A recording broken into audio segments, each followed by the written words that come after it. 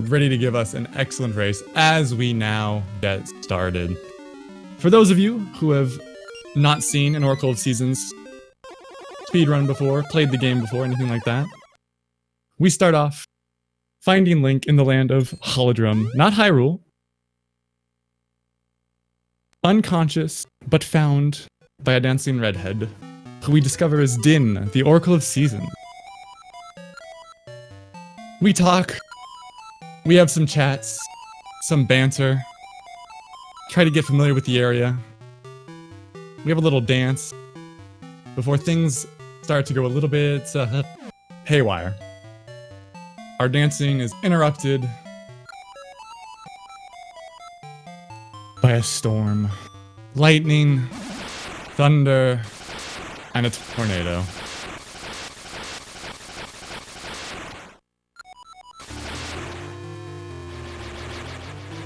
We find out that this tornado is in fact a man named General Onyx, who has decided to capture Din and sink the Temple of Seasons. This is going to cause the entire land of Holodrum to start acting a bit out of control. We're gonna get seasons starting to fluctuate between areas. Winter where it should be summer, seasons alternating within the main town, so on and so forth. That's sort of the main ideology that the game revolves around. We're gonna need to maneuver ourselves around these different seasonal obstacles as a means of progressing towards the end of the game, so that we can save our red-headed friend that has been captured. To do that, we're gonna need to do what you do in so many other Zelda games, which is to fight our way through 8 dungeons, collecting 8 essences that will culminate in us receiving a special little item that will allow us to break into Onyx's lair. But first, once again we find ourselves knocked out, awoken this time by Impa, so that we can make our way forward. Mighty, starting off with a little lead here. Mighty has some of the fastest mashing in the community, so it's not terribly surprising to see. Both runners gain the same season in town as they come in. However, the town can be random. And they're going to be making their way to the Hero's Cave, which is going to contain the level 1 sword.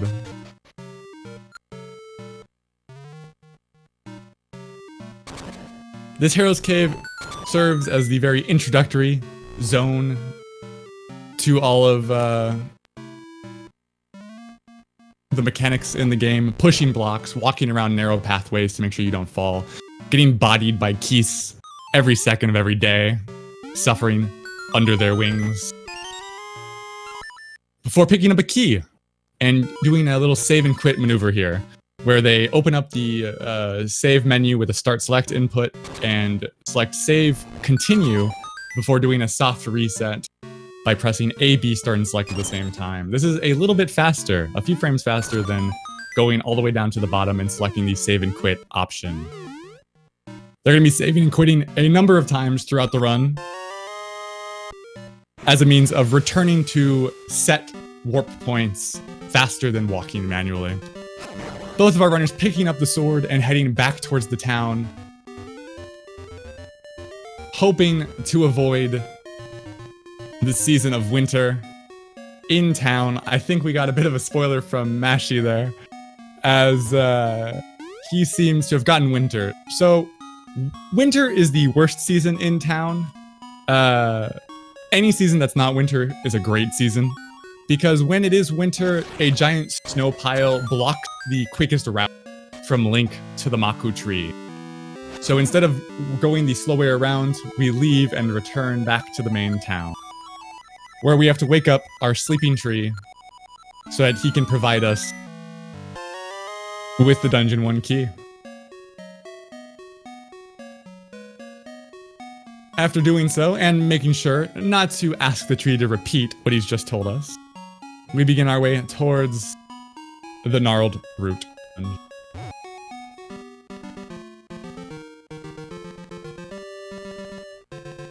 I've clearly started off with a controversial statement in this run, talking about 8 being a common number of dungeons. Didn't mean to stir the pot so early, was saving that for like dungeon 4, but hey, we get a fresh start. Mighty displaying a little bit of Zelda engineering, putting a key into a rock to raise a tree from the ground before getting inside.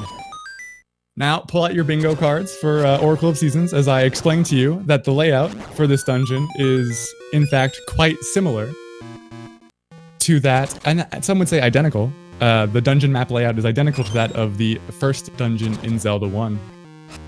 This is, of course, due largely in part to the fact that Zelda 1 started out, or Oracle of Seasons rather, started out as a Zelda 1 remake before that idea was scrapped during development and Seasons developed into its own game. A lot of those remnants from that initial development cycle are still found inside the game.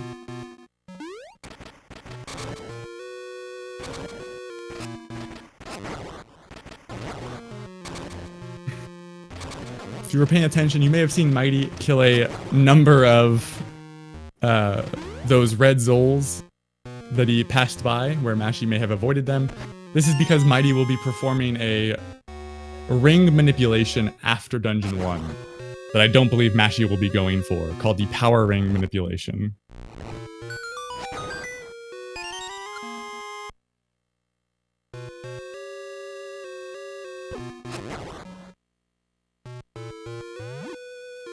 Mighty gonna use a bomb.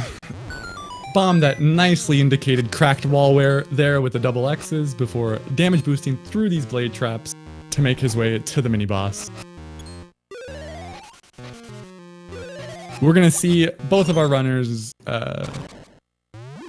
try to go for a quick kill here on the mini-boss Goria, getting a double hit with that bomb, pushing Goria into the bomb, and getting a nice little quick kill with a spin slash, finishing off with one final slash. The Gorias do have shared health pools in that if you take one Goria down to 0, the other one will die as well. Splitting your damage is not efficient for this. Mighty there, picking up the Dungeon 1 item, the Seed Satchel, coming with a nice fresh set of 20 Ember Seeds. Those Ember Seeds are going to be used to light some torches, burn some trees, potentially burn enemies. We're going to be using it plenty throughout the run. However, we're not going to just stop at Ember Seeds. We're going to be picking up a variety of seeds as we make our way through. But that'll be a little bit later on in the run. Mighty making short work of those moblins before doing a hard reset here after the save and quit. As opposed to a soft reset, which is to hit A, B, start, and select at the same time, a hard reset is the equivalent of powering off the console and turning it back on. Doing so resets your game's RNG value to a set point. This means that enemies will move in a predictable pattern if you have a knowledge of and know how to manipulate the RNG. We do this primarily through the use of specific movements as well as our sword slashes. The sword here has a variety of different tones, a high, middle, and a low, and by recognizing those patterns, we can manipulate different parts of the game. Here, Mighty swinging his sword in the Aquamentus fight in order to ensure that Aquamentus does not charge at us. Every charge that Aquamentus does is a 7-second time loss for the runners. So avoiding that charge is just a nice, easy way to make sure that we're staying on pace and going fast. Both of our runners making short work of Aquamentus, who you might know if you're familiar with Zelda 1, is the Zelda 1 Dungeon 1 boss as well. Picking up their first essence. Their paths are going to diverge ever so slightly here, as Mashy will not be getting this maple encounter that Mighty is doing. Again, manipulating the game with those slashes to get Maple to drop a certain item you just might have caught before it got hidden by Maple's sprite there. A ring that Mighty is going to identify a little bit after Dungeon 2. Meanwhile, you see the two appear to be very neck and neck right now due to the fact that they have taken slightly different routes. Mashy might be going for a separate ring strategy after Dungeon 2, where we will see Maple on his screen, but I do not know for sure whether or not he will be sticking to that same routing. There are 3 different routes Primarily, there's the power ring route that Mashy's doing, the heart ring route, and the no ring route. The routes themselves aren't that drastically different. There's just different manipulations that the two ring routes do. That creates some slight differences in the run overall. Here, we come face to face with our first Subrosian, Rosa, the orange-robed girl with the red bow and the master key, the skeleton key. Rosa here, playing a little bit of hide-and-seek with us, trying to get back to Subrosia, but doesn't want to be seen to reveal the location. So we have to play it safe, making sure that we aren't seen. Luckily for us, Rosa's not the most perceptive individual, if you will. So we're able to just sort of hide out in a corner there. You can see on Mighty's screen, not being seen at all. Rosa has two patterns on each of these screens. Part of the manipulation that both runners are doing, though slightly different. Mashy seems to have fallen off of it, actually. Are to make sure that Rosa gives quick patterns. She has a slow pattern and a quick pattern on each screen. Mashy dropping the manipulation, you can tell because the two signs that were burned by Mashy should have dropped 5 rupees each, giving him a total of 10. Unfortunately, he does not have. But both of our runners have entered into Subrosia, which acts as the underworld to the overworld that is Holodrum. We need to make a trip to Subrosia, this lava-filled land of luxury, if you will, because the Temple of Seasons that we saw sink in the beginning of the run wound up down here. And we need to get in there. We need to get in there so that we can get our main item, more or less, the Rod of Seasons. This rod is what's going to allow us to take control of the chaos that is the seasonal disarray. By powering up our rod with the gems of each season, starting out with winter here, you're going to see Mighty head on over to one of the 4 towers. And the rod, as it gets more and more powered up, will allow us to change the season and navigate our way through the game as we open up the world more and more. Mighty here, as he's going to pick up winter, going to do a save and quit to leave, going to be holding on to his manipulation. For the time being, Mashy is off of manipulation. There's always the possibility that Mashy could accidentally get back onto a solid RNG manipulation for a little bit further on, but there's no guarantee there. Picking up winter is going to allow is going to create a couple of differences in the world. Whenever we change it to winter, we're going to see bodies of water start to freeze over. We're going to see small snow piles that can block paths that you have to dig up with a shovel. We're going to see larger snow drifts that Link is actually going to be able to walk on top of. And we're going to see trees that are full of life start to wither and shrink, allowing passage through areas that would normally be blocked off. We're going to see all 4 of those come into play as they come out of the town, or out of Subrosia, and head on towards Dungeon 2.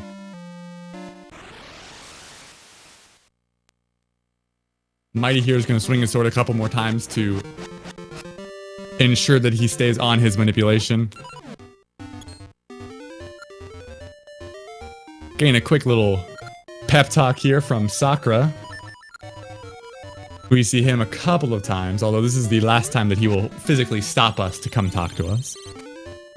And here we go, Mighty changing the season to winter as you see the landscape change. Those little snow piles he's walking by right now, and this tree right here that he's walking by in non-winter seasons does block the path to not allow you to move through. Changing to winter once more, climbing up these stairs, hopping on top of a snow pile, and hopping down a chimney. Why? Because this little girl really looking forward to seeing some Santa Claus. Unfortunately, colorblind to some degree, not seeing that Link is wearing green, not red. Gives him a shovel and asks Santa to clear the snow out in front of her house. We oblige, mostly because we get to keep a sweet shovel, and we continue on our way. Again, both of our runners very neck and neck here right now. Mighty on a manipulation where I don't believe that Mashy is, so we could see a little bit of a gain on Mighty's part here, just due to having predictable enemy patterns as they get into Dungeon 2.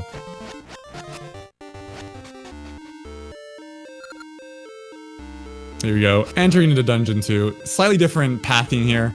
Neither route that the runners take in this room faster than the other. Mashy will still have to light those torches. He's just going to be doing so after this room right here. You see Mighty, despite coming into the room afterwards, able to clear that room faster as a result of the manipulation. Both runners doing a save and quit. Gonna continue forward. Mighty here, so long as he can continue executing the manipulation correctly, is going to reach the end of that manipulation in about 2 rooms here. So we get these 2 nice little hits on these beetles, and he's going to be able to hopefully throw a single bomb here to kill both moblins at the same time. Oh, I mean, a little bit of an item management flub there. Still getting the kill on both moblins with ease with that single bomb throw. Gain a bomb drop as well. Reaching the end of the manipulation. Potentially the only manipulation we'll see. There may be another manipulation that Mighty does much later in the run. I'm not sure whether or not he will be doing that manipulation. But that is the end of the most popular manipulation that you're going to find in the game. Or extended manipulation. This room that Mighty's entering into right now is on a timer. That chest in the middle will disappear after an amount of time. However, it is very, very lenient. And you can miss 2 full bomb throws and still make it to the end. So nothing too terrible to worry about here. Both runners are going to be able to get there just fine.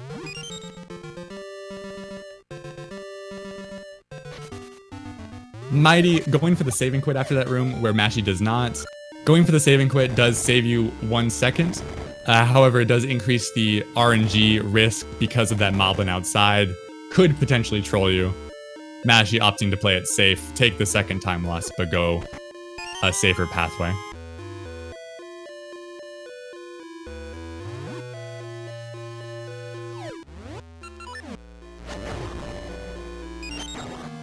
Mighty heading into another side-scroller area. We saw a side-scroller area in Dungeon 1 when our runners picked up the Seed Satchel. There are a number of other side-scrollers in the game that aren't dedicated to just item pickups like they often are in Zelda 1, but instead have slightly more complex mechanics and things to avoid and not die to.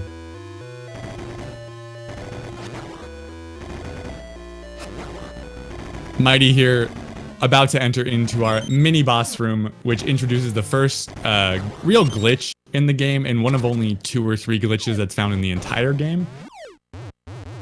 This glitch is Japanese exclusive. Our mini-boss here is Facade, who's a face in the ground that takes damage from bombs. Facade's hitbox spawns before he does, so long as you don't cross into the bottom half of the room. So by just keeping on top of the upper half, you can deal the 5 bomb damage that you need to kill him without ever actually having to see his face.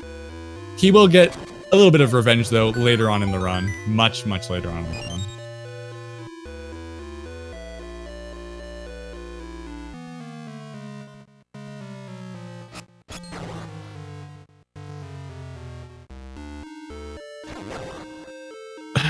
Mighty making his way through these moving platforms here. These moving platforms have somewhat, the word's terrible detection on them. And you will occasionally see a runner fall through a solid platform based on how they move and where the game thinks Link is. Makes for some slightly annoying situations.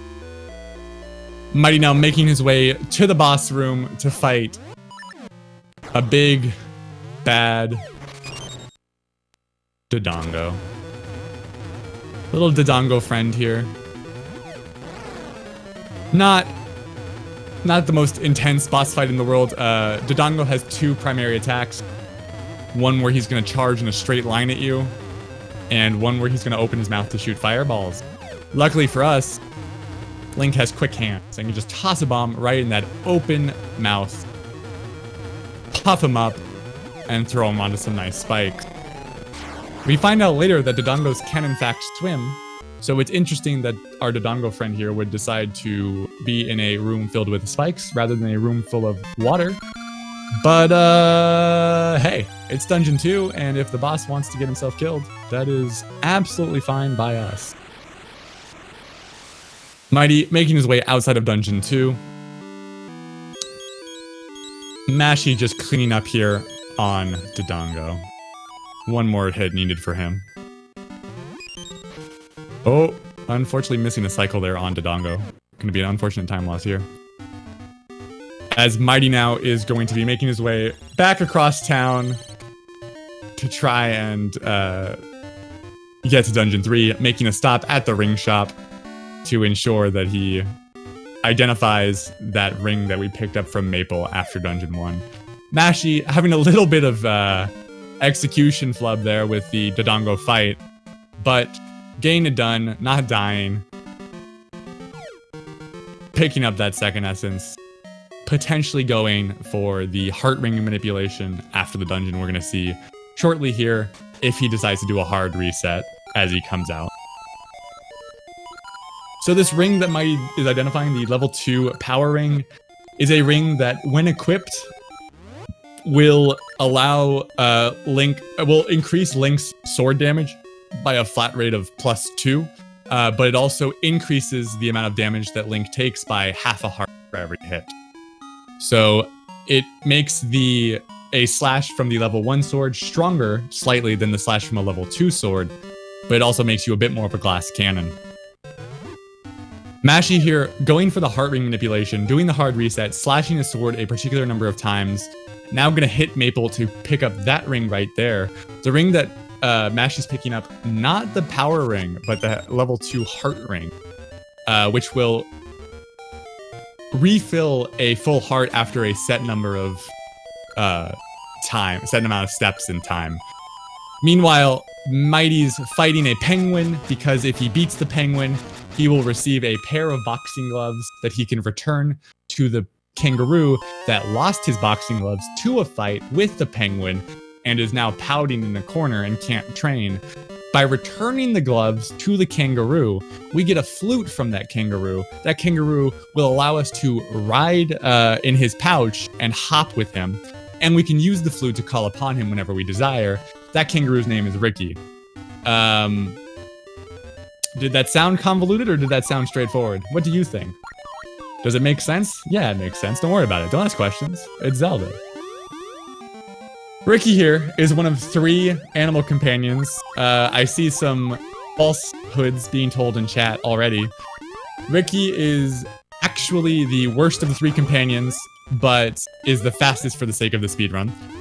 The other 2 flutes, you can get Moosh's flute by purchasing it in the shop in the main town for the hefty sum of 150 rupees. And you can get Dimitri the Dodongo's flute by doing Subrosian dancing 6 times in a row. That is right, Subrosians do love a good dance party, but we don't, because we got girls to save and we have no time for dancing after our girl gets taken. Moosh is of course the best companion, unfortunately a little bit slow. Part of the reason that Ricky's movement is so terrible is due to how he hops around. That distance that he hopped is a set distance, which means that as you start to get over to the end of a screen, if you're not fully at the edge, Ricky does do another full hop, which is slow. He also has very finicky controls when it comes to hopping over these small little single holes, as well as jumping up cliffs. It can be a little bit precise and annoying. Mighty here, taking the floodgate key that he received in the house, putting it into another rock, so that that rock will unlock the dam and release water flowing through, draining out the area that we're going to need to enter into to get into D3. However, before we can get into Dungeon 3, you may have seen it as Mighty ran by at the start of this area, that it's sort of raised up out of reach. Link can't do any rock climbing, but Link can climb vines, so we're gonna need to make a trip to Subrosia in order to pick up our 2nd season, Summer. Before we do, there is a little RNG-based situation that we're gonna have to deal with here, where we're gonna need to dig up a star ore from the beach. The Star Ore can be in one of 4 spots. So call him out. Mighty's going to be getting into Sabrosia soon. Is Mighty going to get first, second, third, or fourth try for the Star Ore dig up? Mashy will be getting there shortly as well. Before Mighty can enter into Sabrosia, he's going to be picking up a gem from this chest here. This gem is one of a set of 4 that we're going to need after Dungeon 5. Just keep that in the back of your head there. Don't worry, I'll remind you too. So the reason that we actually need this Star Ore here is so that we can trade to the shop to pick up a red ribbon. Who do we know that had a red ribbon that I specifically mentioned after Dungeon 1? First try there for Mighty. Great RNG. Excellent for him. As he's now going to take the ribbon to the one and only Rosa, who has just been hanging out by the beach a little bit lonely because she lost her ribbon. But because we give her the ribbon, she decides to go on a date with us and come with us to find the Temple of Summer. We need to get to Summer because, we need her to get to Summer because it's locked. And as I mentioned before, she has this skeleton key that can open any door, which is super convenient. And I don't think it's explained anywhere, but don't worry about that.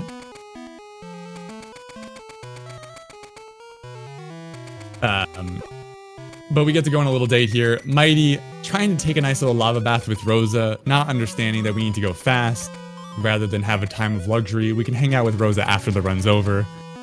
Clearing his head, getting into the Temple of Summer. We show off our muscles a little bit by picking up some heavy rocks with a bracelet before going in to pick up Summer. Meanwhile, Mashy shortly going to make his way into Sabrosia. We'll see what Star Ore attempt he can get. Hopefully he also gets first try to keep him closer to Mighty. Mighty picking up Summer, doing a save and quit, heading back on out. Summer is going to be useful for us to get into Dungeon 3. As you may have gathered from what I said before they got into Sabrosia, Summer does grow vines as well as dry up a lot of bodies of water. This will allow Link to spawn some vines up to Dungeon 3 and make his way into the Poison Moth's lair. But before that, we have to say our goodbyes to Rosa. What a lovely date it was.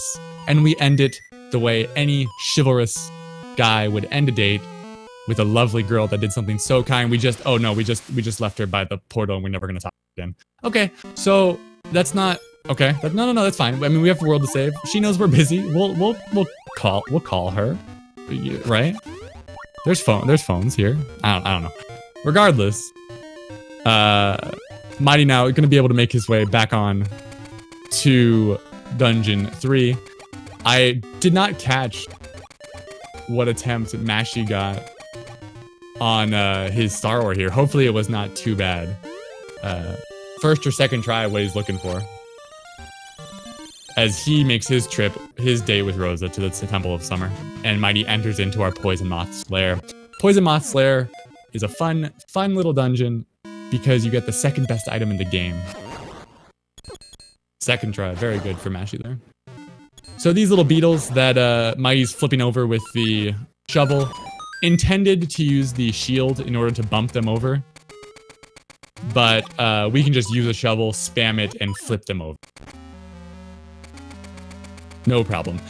Mighty here is going to be going for a manipulation of sorts in this next room, where he's going to manipulate the floor masters, these blue hands that spawn from the ground. These floor masters, they spawn on a set timer, and they spawn based on what direction you are pressing your D-pad at the time that their timer comes up. By having the awareness and knowledge of that timer, you're able to manipulate where they spawn to make sure that you don't have to use your sword in order to swing at them or risk getting caught. If a floor master does catch you, you do unfortunately get sent back to the start of the dungeon. which is, of course, a terrible time loss. Mighty not getting a successful hands manip there, having to pull out the sword and slash the hands, but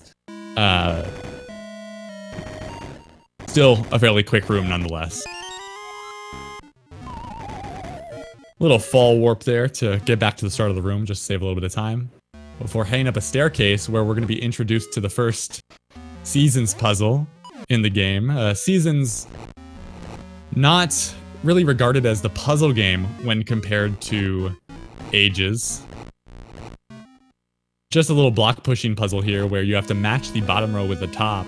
Pretty straightforward, but can be somewhat confusing if you are not familiar with the puzzle and just learning the run. You also saw in the hand room, Mighty did equip his power ring, which means that he will be hitting a little bit harder here and taking more damage. Mighty in the dungeon item room, gonna be picking up our rock feather, allowing Link to jump. Ages is the puzzly game.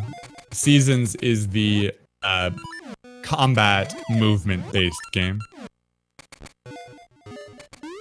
Mighty picking up a heart from that guaranteed heart drop.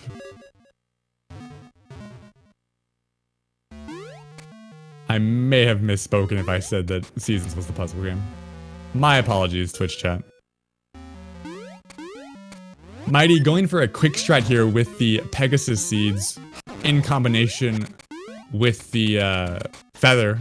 Able to skip some cycles with those thwomps. Using a pause buffer to increase the likelihood of getting that single jump. That jump off of the second thwomp that he did is a single frame. Mashy getting caught.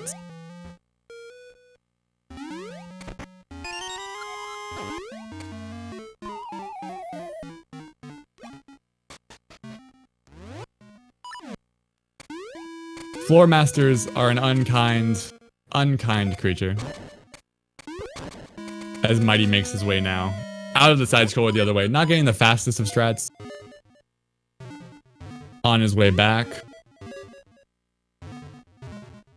He's gonna make his way through the... Please ignore the doggos. As he makes his way through the hands room one more time, killing these Floor Masters. And making sure... Trying to manipulate the Floor Masters, rather. Having to pull out the sword and kill them.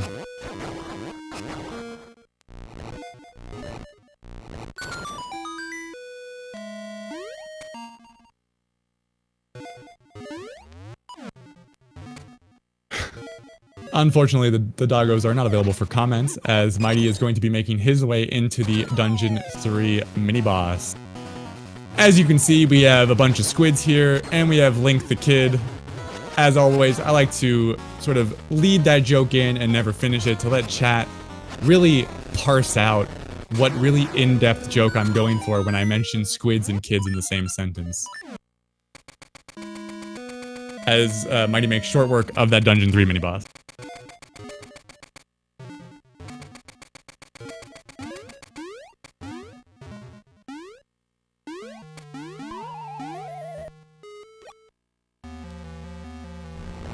$200 IQ jokes. Mighty picking up the boss key and going for a save and quit here, so that he can make his way towards our Dungeon 3 boss. Mothula. It is, after all, the Poison Moth Slayer. So, of course, we would get one of the creatures that Godzilla fights as a boss. Wait, that's not. Hold on. Is that? Anyways, we're getting here into Mothula.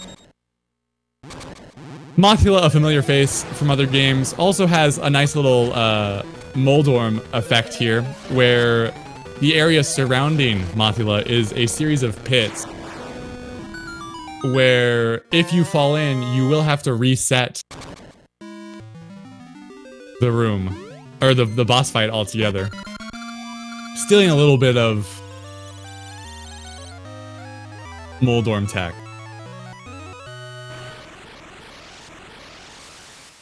Mighty picking up the Bright Sun, our third essence, and making his way out. Mashy taking an unfortunate spill in the side-scroller area. Trying to use the quick strats with the Pegasus Seed, but unfortunately falling right at the end of that side-scroller as well. Mighty here on his way towards Dungeon 4 is going to do a quick refill on this Pegasus tree. We're going to see the runners make a trip back to this Pegasus tree after every dungeon except Dungeon 7. However, we're going to be able to get there a little bit quicker starting after Dungeon 4. Mr. Mashy's having a little bit of a difficult Dungeon 3, but he's going strong. Hopefully he can get a successful hands manip here and avoid getting grabbed. Opting to not really go for the manip and play it safe and just swing his sword as much as possible. Mighty, meanwhile, making it to the Natsu region of the game. This region of the game is unfortunate for Mashy, getting grabbed by a floor master and sent back to the dungeon again. Very unfortunate on Mashy's end here. Hopefully doesn't get himself too tilted as a result and is able to keep his resolve up and keep going. Mental fortitude in a time like this is absolutely necessary for Mashy at this point. If he lets himself succumb to the frustration, we're going to see more technical errors on his part. So hopefully he can steel his will and carry on strong. Meanwhile, Mighty, again, traveling through that Natsu region. That region changes depending on which animal companion you are using. If you're using Dimitri, it is filled with water that you have to swim through. If you use Moosh, it's filled with a series of holes that you have to hover over. Mighty was looking for a Sensi drop and a Pegasus drop during that little encounter there with Ricky, the last time we see Ricky. Getting the Pegasus C drop, unfortunately, I did not see whether or not he got the Sensi drop.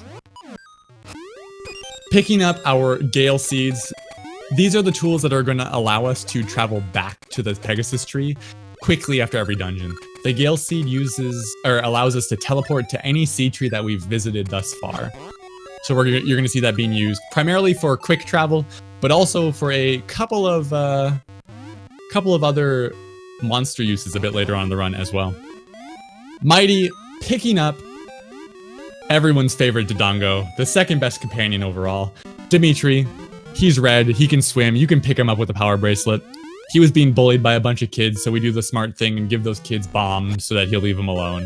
Because we needed Dimitri and we didn't care about the bombs at that point, so why not? Nothing irresponsible there. It's just good, good practices by us. Mighty here, picking up the flippers. Again, been doing commentary for this for a hot minute here.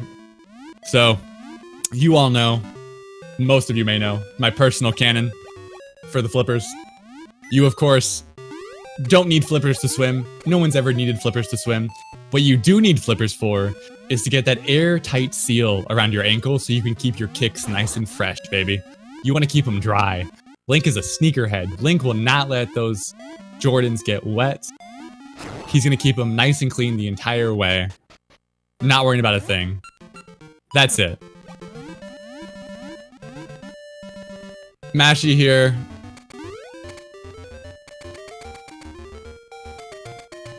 Getting the kill on Mothua.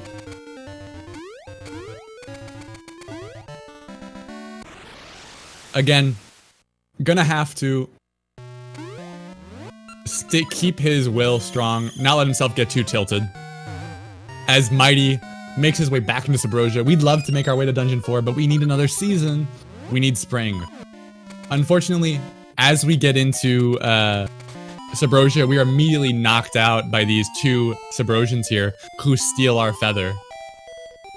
You will recall, Twitch chat, that at the end of our second time in Subrosia, we were with Rosa and we ditched.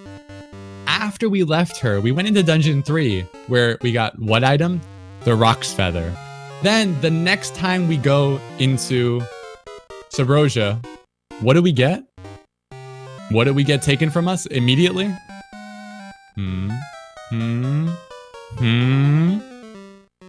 So we have to play a little bit of hide and seek here. Hide and seek is very, very monotonous and not very exciting. Unlike Rosa, who has 2 patterns for every screen, these 2 Subrosians only have a single pattern.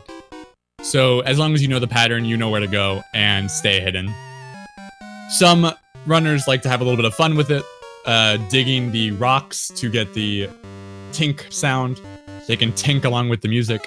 Some players do a little bit of digging, trying to get either hearts or go for the world record of number of fire towers spawned. Other players, some, maybe just me, who's to say, like to dig a P on the first screen there. You know? Whoa, I'm not making any claims that any bullies were hired by any girls that may have been upset at the way I would never, I'm just saying I think it's an interesting coincidence that things have happened in a certain path. That's all I'm just saying, it's a coincidence, it's just very suspicious to me. But I would never, allegedly, alright, chat? Everything's fine. Mighty picking up his feather, saying farewell to the green ore that he had received instead. Mighty not quite able to get that very precise jump over that platform. If you jump very precisely, you can just make it on that rising platform on its up cycle rather than having to wait for the down cycle.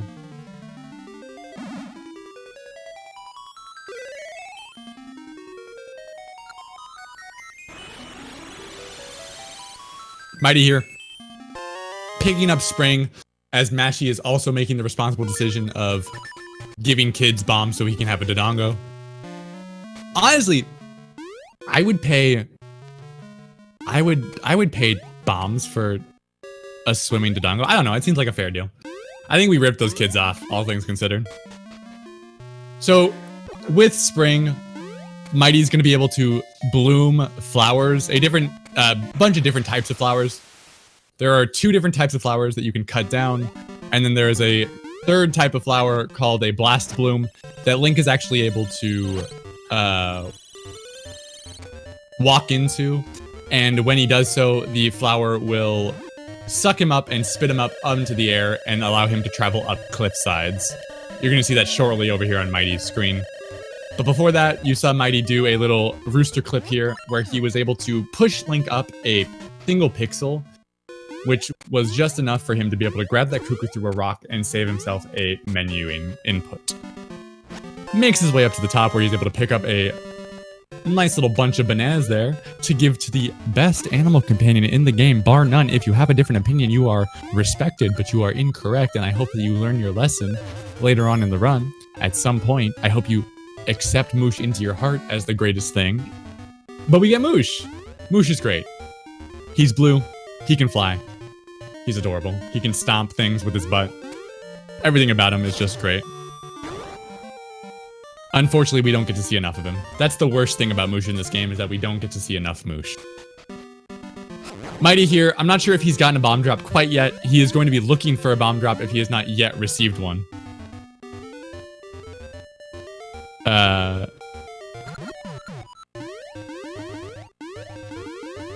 I will find out shortly as Mighty gets in Dungeon 4, whether or not he does have it. Mighty having to say goodbye to Moosh after using him to pick up the Dungeon 4 key, as Mashy now experiences the repercussions of being rude to women and ditching them after dates. Allegedly. Allegedly. Chat, allegedly. Don't quote me on it. Just allegedly. But allegedly. But definitely. But allegedly. Mighty changing the season to winter. We do see that he has a bomb drop, so he will not need to pick up the bomb chest in Dungeon 4, saving a bit of time.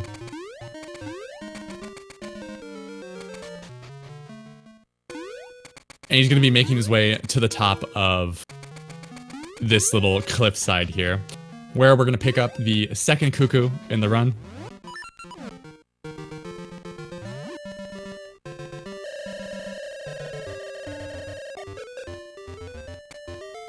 And we say goodbye to the second cuckoo in the run. Mashy, it looked like, potentially got caught there by the blue Subrosion.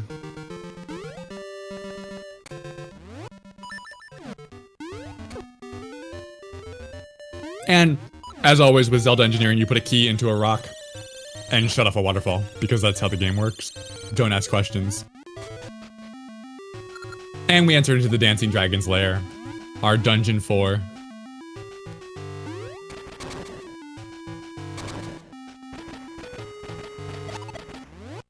Dungeon 4 is not my least favorite dungeon, but I think it's the most difficult dungeon. I think that because of the number of hearts that we end up coming into Dungeon 4 with, and the amount of small little chip damage that you can take throughout the dungeon, you put yourself at risk of death. This is heavily mitigated for both of these runners here, where, ow.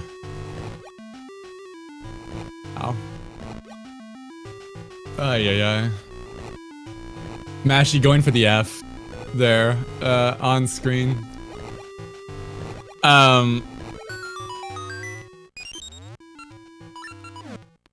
The difficulty of this dungeon being mitigated quite heavily due to both players. mghtymth with the power ring does have a potion. A potion functions a lot like a fairy, or in a lot of other Zelda games, where if you run out of hearts, the potion will refill you back up. And Mashy with the heart ring, going to be regaining hearts throughout the dungeon, which is of course a nice benefit to have. Mashy hopefully making his way to the end of hide and seek here. Unfortunately, letting the tilt get to him a little bit. He's going to, again, need to steal his resolve and shake off the tilt. Not necessarily just for the race itself, but just for his own being okay with the run. We want him to finish strong, and we can't let a few little tactical errors get in the way of that.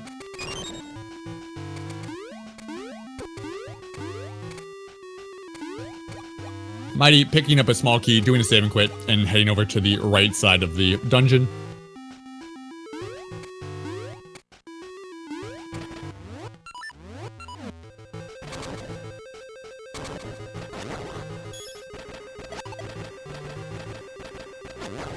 Dungeon 4 is filled with has a mini boss that is not necessarily taken or borrowed from another Zelda game, but it will bear some resemblance to someone that you might be somewhat familiar with. Mighty having some slightly bad luck in the like room there.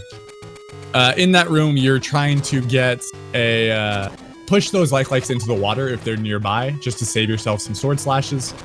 The power ring does reduce the number of slashes required to kill likes from 3 slashes to 2, but of course, 1 slash into the water is less than 2 slashes to dead. That's Zelda maths for you, baby. Mighty here gaining guaranteed seed drops from those pots, continuing on his way, having a nice chunk of seeds here, having a lot more seeds than are required.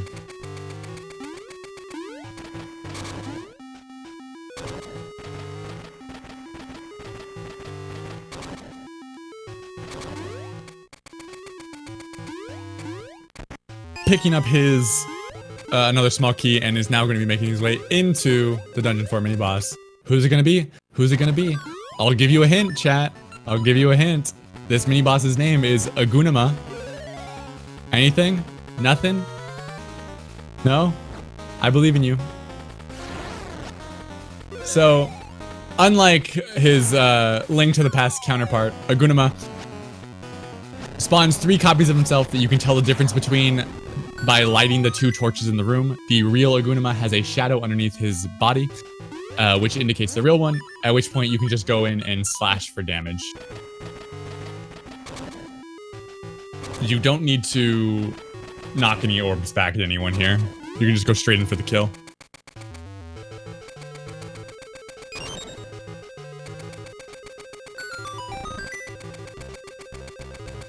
Mashy Having the best animal companion.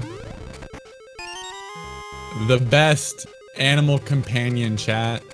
As Mighty picks up the Dungeon 4 item, the slingshot. Slingshot. Wow. So no. Please, please. Chat, refrain from any sort of promotion.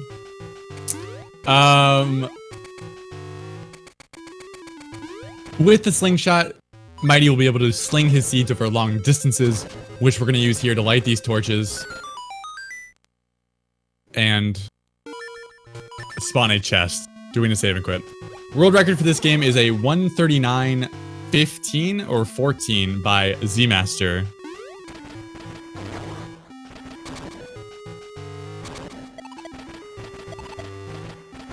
$139.14.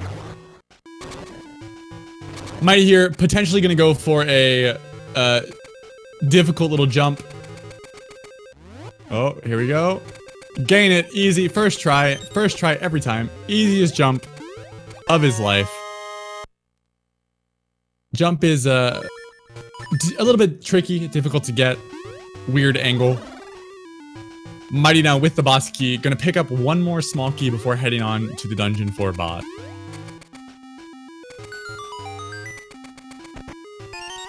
Dungeon 4 is called the Dancing Dragon's Lair, so I'm willing to bet that you can guess what the boss of this dungeon might be.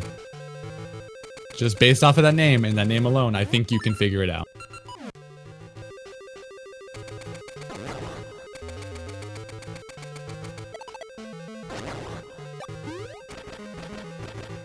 Mashy now making his way into Dungeon 4.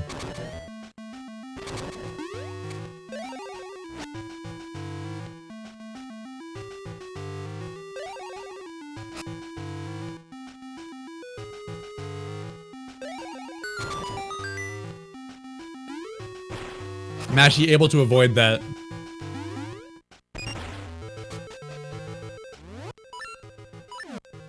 Boss.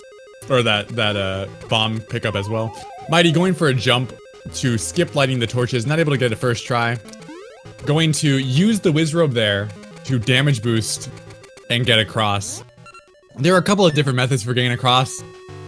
There's a unbuffered full jump where you just run and jump for it. There's a buffer jump where you slide up to the edge and then do a buffered jump.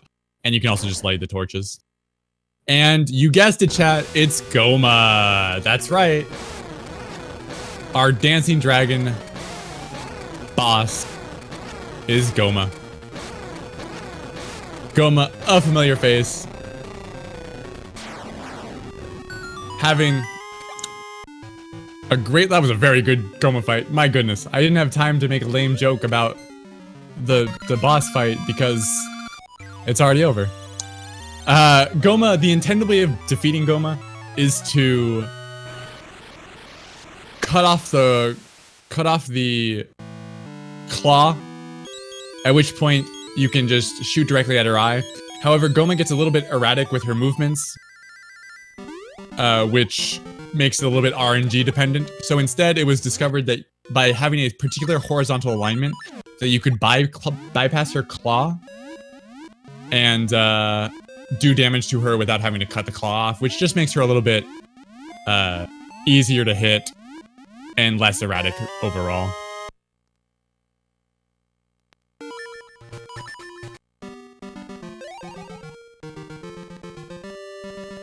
Mighty picking up a second gem, a triangle gem, before warping back to that Pegasus tree as we expect after every dungeon, besides Dungeon 7.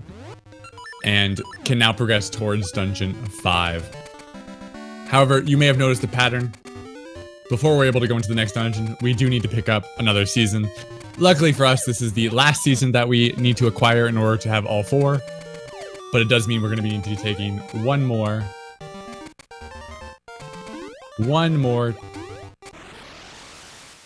seasonal trip. We'll be making more trips to Sabrosia later on, but we won't be getting seasons in those as there are only 4 of them. Mighty here, trying to make his way to the Mashy, deciding to swing at that keys and hitting the switch, unfortunately causing him to lose a bit of time here. Mighty, meanwhile, wanting to make his way into the Temple of Autumn. But before that, he needs to pick up a much stronger bomb, which will allow him to destroy said blockage, as our regular bombs are not quite enough. So we're gonna hand over our bomb flower to two Subrosian individuals who run a furnace and are desiring ore chunks from the rocks that block the way. We help them out, and we're able to enter in and pick up our last season.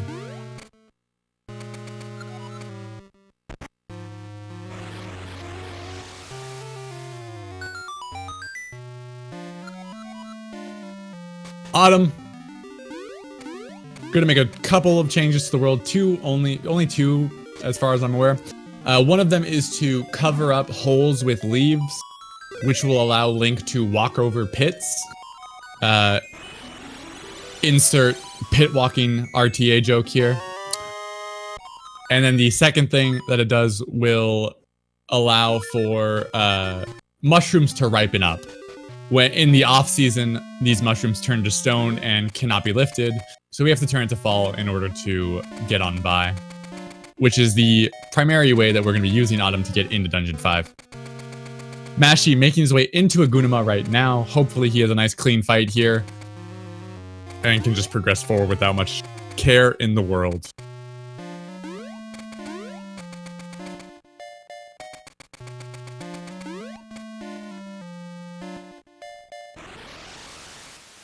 Ooh.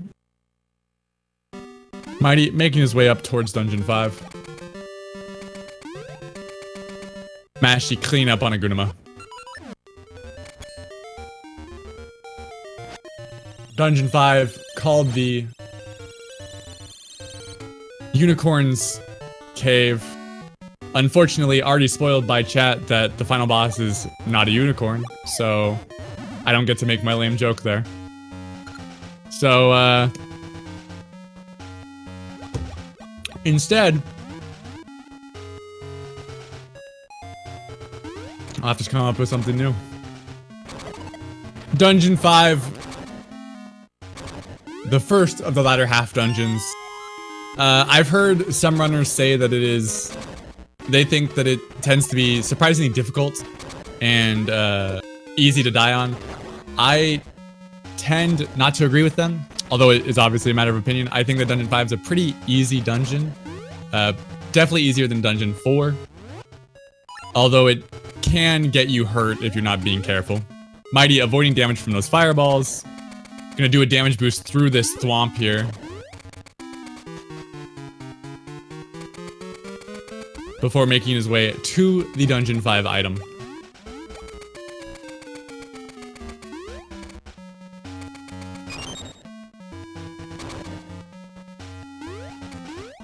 Our Dungeon 5 item is the Magna Glove. Mashy getting the difficult jump over in D4. First try with ease, picking up the boss key. Mighty, with the Magna Glove, is going to allow us to do a number of cool little jumps in combination with our Pegasus Seeds and Rock Feather. You're going to see one right here where he jumps out of more or less thin air. Oh, unfortunately, Mighty not able to make his way over to the other side. Trying to, as he does there, jump off of the air and around to the other side to reactivate the glove and push himself away. Having a little fall, but still continuing strong. Magna Glove also used to push particular blocks or balls.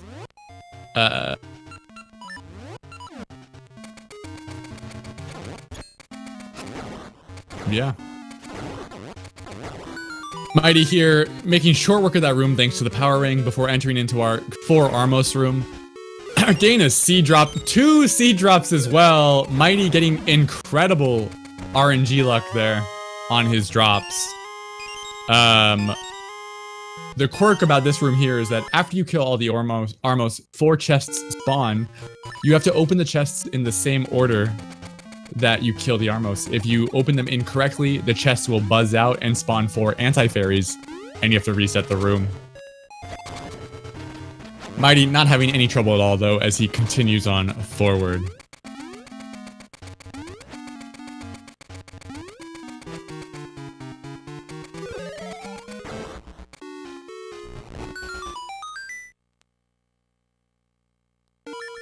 Doing a nice little block push there to spawn a Magna Ball that he's going to need later on in the run, before heading to pick up his last small key and face off against the mini-boss. Mashy, meanwhile, fighting Goma right now. Having a little bit of trouble there, finding the horizontal alignment that he needs in order to bypass the claw. Running the risk of running out of Sen Seed and having to switch over to Ember Seeds.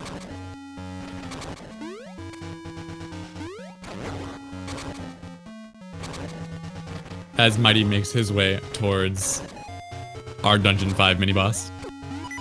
Ooh, Mighty running a little bit low on health here. Gonna want to make sure he doesn't get hit. Okay. Mashy getting grabbed. Staying alive, getting those hearts back from the heart ring. And getting the kill on Goma. Getting it done. No death taken. Not running out of Ember Seeds. Keeping it strong, picking up the 4th essence, and being on his way. Mighty entering into our Dungeon 5 mini-boss, Saiger, the Siberian tiger, a saber-toothed tiger. Man, I always mess that up. Chat, it's a joke. I messed it up on purpose. Just in case you were... Mighty, making short work, you have to just hit the orb. Hit the orb on his tail. You can do it in 2 cycles with the power ring, or 3 cycles without the power ring. As he's now going to make his way to pick up the boss key of the dungeon, and then... oh... head on to our Dungeon 5 boss.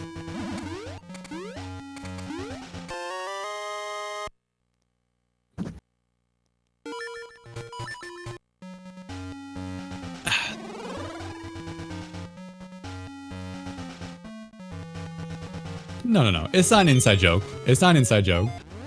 Saiger clearly consists of Siberian tiger, not saber-toothed tiger. There, I've doubled down on the joke.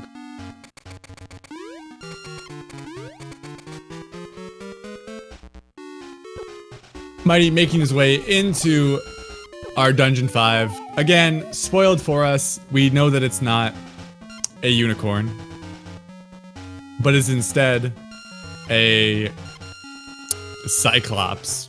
Or, you know, as much a Cyclops as I guess Goma is. And that it's a Digdogger. Digdogger, familiar from Zelda 1. In this situation, we have to hit Digdogger 4 times with the large spiked ball to make him split into a bunch of little Digdoggers. And having to kill each of those Digdoggers with 1 sweep of the ball.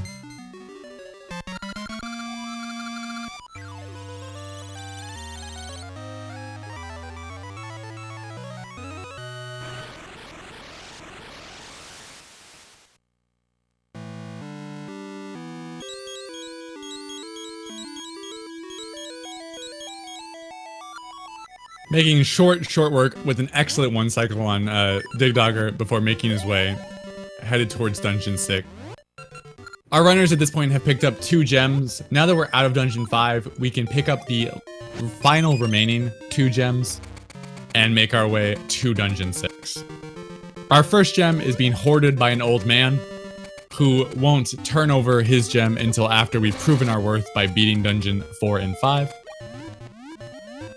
And the second is hidden away, defended by the most spectacular of creatures, according to some. And so to get there, Mighty has to teleport back to town and whip out his mystery seeds.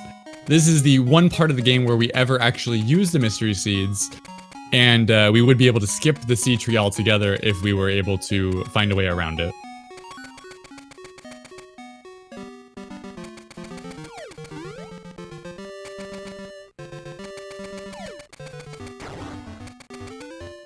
Making his way to the beach. Gonna use his mystery seeds to try and light the torch here. Mystery seeds have a 1 in 4 chance of using the Ember Seed trait, so I think gain it in around 4 shots using those percentages. before fighting the beast that defends the X gem, the final gem. The Black Beast, as he's so affectionately referred to. A mini Moldorm. Not the most intense defense mechanism for a gem, but hey, we'll take it. We'll take it. It works. Teleporting back to the Pegasus Tree, picking up a seed pickup, and heading into the Tarm Ruins. Tarm Ruins, gonna lead us to the Lost Woods, the Level 2 Sword, and Dungeon 6. You see those 4 gems slotted there, circle, triangle, square, and X, meaning, of course, that we're getting that Seasons remake on PlayStation. Confirmed. Allegedly. Allegedly.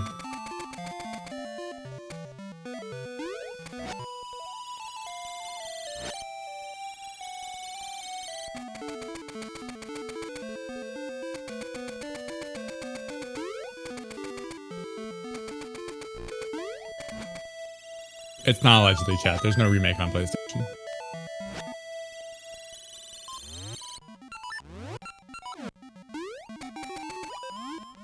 Mashy making his way through the side-scroller in D5 to get to the Magna Glove so that he can make his way through Dungeon 5 altogether.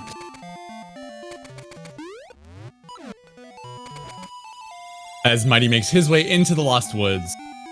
The Lost Woods are going to function as our navigator to get to both the Level 2 Sword, the Noble Sword, and the entrance to Dungeon 6. In Oracle of Ages, the counterpart to Seasons, the way to get the Level 2 Sword is to do the entirety of the trade quest, wherein you get a broken version of the Level 2 Sword and have to repair it. In Seasons, instead of getting a broken version of the sword, you instead get a sword or a code that allows that you need to reach the Level 2 Sword. If you know that code, you are able to just make your way right on through with no issue. The code to get to the Noble Sword is the seasons from coldest to warmest, that is winter, then autumn, then spring, then fall, or then summer, and then go left after each season. To get to Dungeon 6, you use that same coldest to warmest pattern, but instead of going left every time, you go left, then down, then right, then up. By doing so, you make your way here.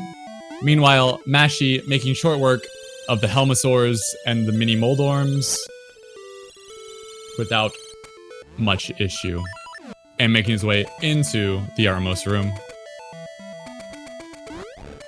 Mighty doing a quick wraparound here so that he can get to Dungeon 6. Needs to push an Armo statue out of the way so he can change the season to spring, so that the flower blocking the entrance to Dungeon 6 can be cut down. Oh, having a little bit of trouble there with the Ball and Chain Trooper, getting a bad spawn. But still able to make his way in. You can get very unlucky with that Ball and Chain and have it spawn right on top of the flower, which makes it a huge pain because you either have to kill the Ball and Chain Trooper or leave the screen to reset its position.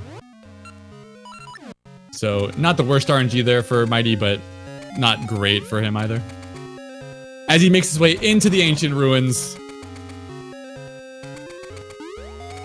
so that he can get the 6th essence. Dungeon 6 is a trap house of sorts. When you're going through the dungeon casually, you'll see a lot of rooms that look identical to rooms that you want to be in, but they're fake rooms, dead ends, stuff like that. We don't get to really see that in the speedrun because we're trying to go fast here. We don't have time for any sort of trap cards. We want to go quick. Mighty here, gonna try and get a quick cycle on the key here, trying to pick up the key before that little spark has the opportunity to make his way by.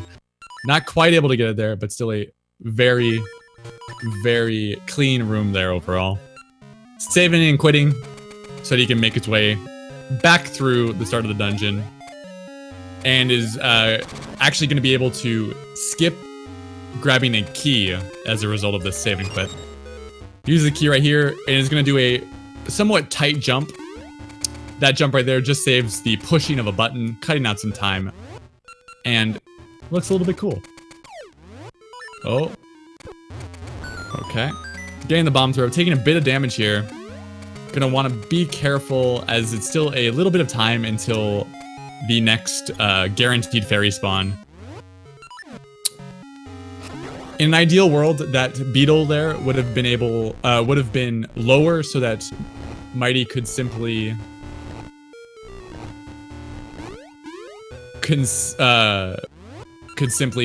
push it into the hole as well with the shovel. Unfortunately, it was too far up, so we had to pull out the sword and kill it. Now, making his way into this locked room to pick up our dungeon item, the magic boomerang. The boomerang you can control with your mind and the D-pad. Going back to grab that Pegasus Seed drop, as Pegasus Seed drops are just a little bit too valuable to leave behind, even if it's a little bit inconvenient. Makes good work of the Armos though, and is able to use an extra Pegasus Seed because of the drop to make up on some of that lost time. Mashy here, picking up the Dungeon 5 key, going for a save and quit, as he's going to make way towards Digdogger as well. He's going to want to try and get as clean a Digdogger as possible, especially with how good Mighty's Digdogger was. All the time gain or loss that Mashy gets from here on out is going to be compared to how cleanly Mighty's able to execute, and Mighty has been executing very, very well this race. So Mashy's going to need to just put on his game face, get his head in the game, and put himself to work. Not let that tilt get to him. He's been moving cleanly so far, so he just needs to stay in the game. Mighty gain that switch hit easy, nice and clean. As he falls down the hole. Unfortunately, I believe he has used up his potion. A little bit hard for me to see with the slight technical difficulties. I don't know if he used a potion or used a boomerang to get a fairy. Hopefully it's the former and not the latter. Unfortunately, it's a little bit hard for me to tell at this point in time. Mashy making good work of Digdogger, getting out of Dungeon 5. Gonna start making his way towards Dungeon 6, picking up those gems. Mighty making his way through that, the Crusher right there, often referred to as the Indiana Jones room by a lot of runners. That room, it does close over a period of time. If it does shut on you and crush you, you will get sent back to the start of the dungeon, which is terribly, terribly terrible, as you don't have any warps at that point, because the mini-boss is only just now coming up.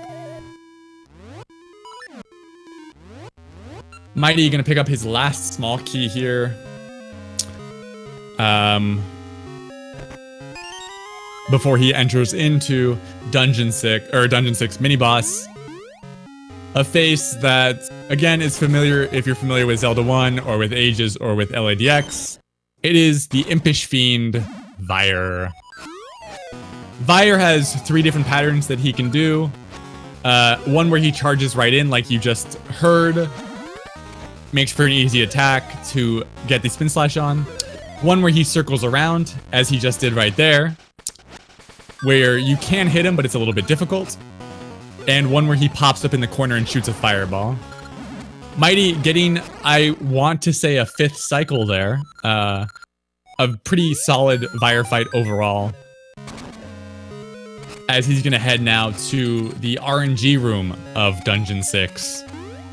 Where he's going to have to push a button and hope that he gets lucky. We're going to see, based on audio cues, what he gets. Oh, gets it first try. No problem. That button there has a 50-50 chance. So between the 2 buttons, there's a 50 chance of it being the right one.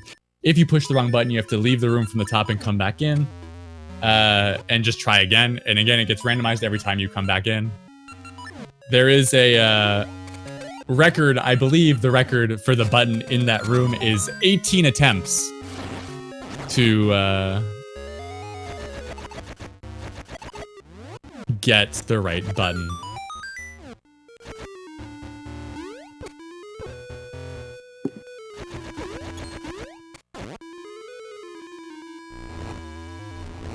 Oh no. We missed Mashy taking care of the mini Moldorm that acts as the black beast guarding the X gem on the beach. Mighty making his way now into the Dungeon 6 boss, Manhandla. A name and a creature you're familiar with from Zelda 1 as well. A little bit different in design that you might be familiar with if you haven't seen him in seasons before. Manhandla here consists of 4 heads that open their mouths. You need to hit each of the 4 heads 3 times with your magic boomerang when the mouths are open. The catch there is that the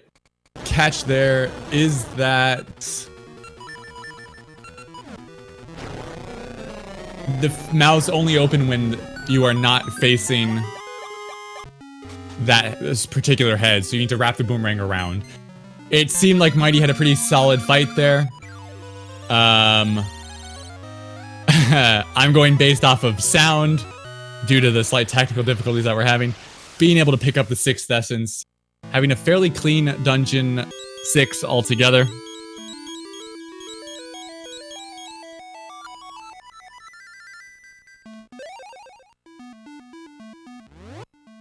As Mighty is making very, very good time in this match. Mashy picking up our noble sword here, the level 2 sword. Both of the Oracle games are absolutely great. If you're into heavy combat and heavy movement execution, Seasons is your play. If you're into a lot of puzzles and a lot of like more slowed down, puzzly type gameplay, Ages, or if you're into the glitchy speedruns, Ages is way up your alley as well. Both Oracle games, very excellent. A joy to watch, a joy to play. Everyone should look into them.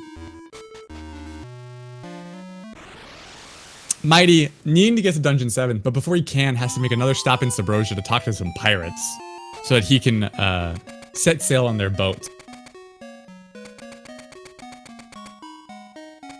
You see, the captain would like to set sail, but he needs his trusty bell in order to take off and head into the ocean.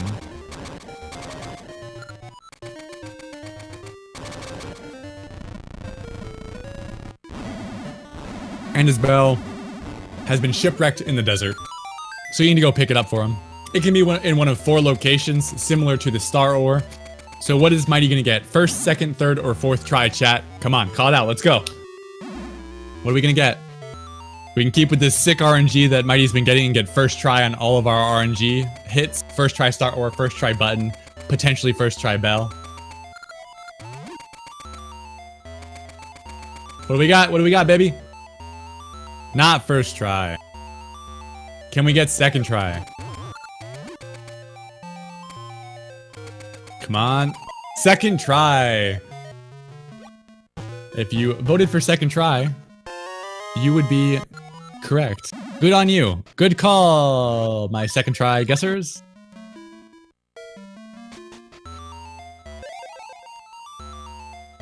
I'm talking to you, Ven. Mighty. Gale seeding away to the mystery seed. We picked up a rusty bell, which is a little bit like a trusty bell, but not quite to the T. It's just a little bit off. So we need to go back to Sabrosia, to the blacksmith to get it all patched up, nice and shiny like.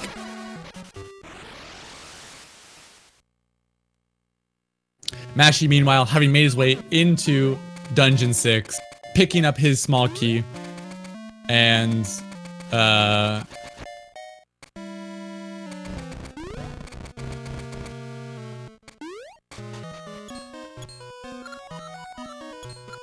making his way back around.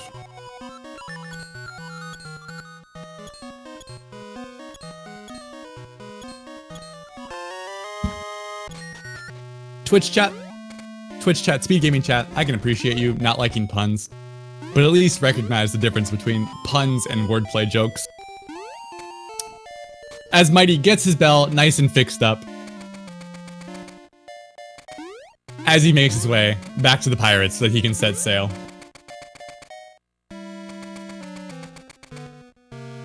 And head to the graveyard.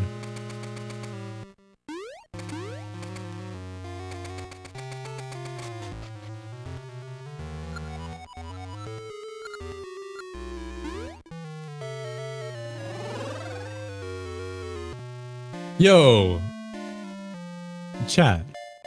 This is a lot of people's favorite music in the game. You guys, not right now, but when the cutscene starts, you'll hear the music shift.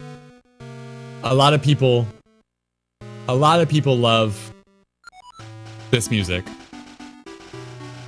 So I'm just gonna definitely stop talking at some point and let you hear this. I mean, not quite yet, but like at some, I mean, I guess I could. Okay, you know.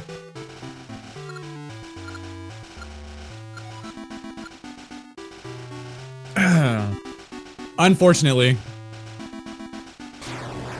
this cutscene has text boxes, which means that you do need to pay attention and mash through it, which is a bit of a bore because it means you don't get to go to the bathroom. So it's unfortunate.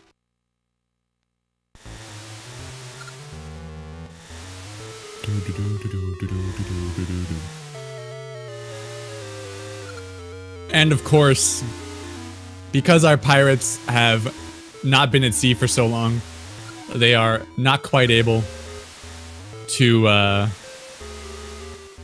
bear their sea legs. They get a little bit seasick and throw up, I assume, shards of bone or something. I don't know. I don't understand how skeletons can get seasick, and neither do you. So, you know, we'll cut our losses. We'll chalk it up to Zelda logic, and we'll move on with our lives.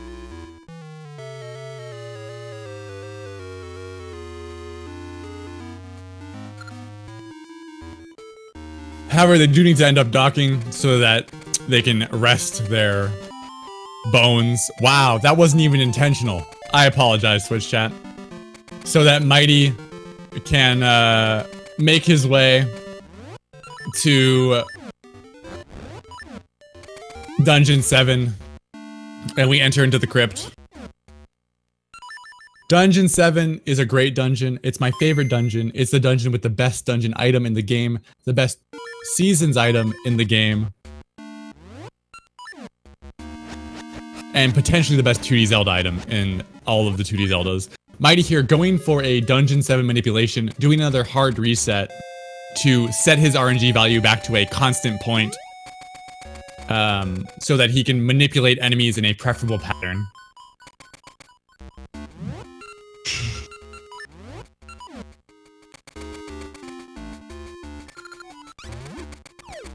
So, Dungeon 7 introduces the first real skip of the game called post-skip. We're gonna see it coming up here. You may have been able to just make out the torches start to go out as Mighty's making his way through this central room. If all 4 torches go out, Link does get sent back to the start of the dungeon. So, typically you'd have to kill a Poe so that these torches stay lit. But by being precise, we can just barely make it to the staircase before the torches go out. Unfortunately, Mighty not able to get the post skip, just getting teleported back right at the end there before he was able to step in. Meanwhile, Mashy now in the 50-50 button section, not able to get first try button, not able to get second try button. Third try.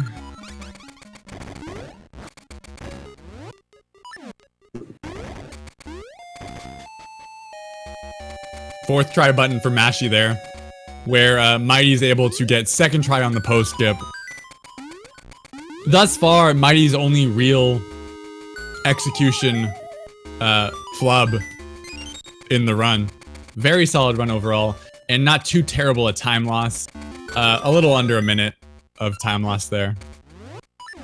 If that, around 30 seconds, likely. He got there pretty quickly. And getting a good Armo statue still, despite the manipulation getting technically failed as a result of getting warped back.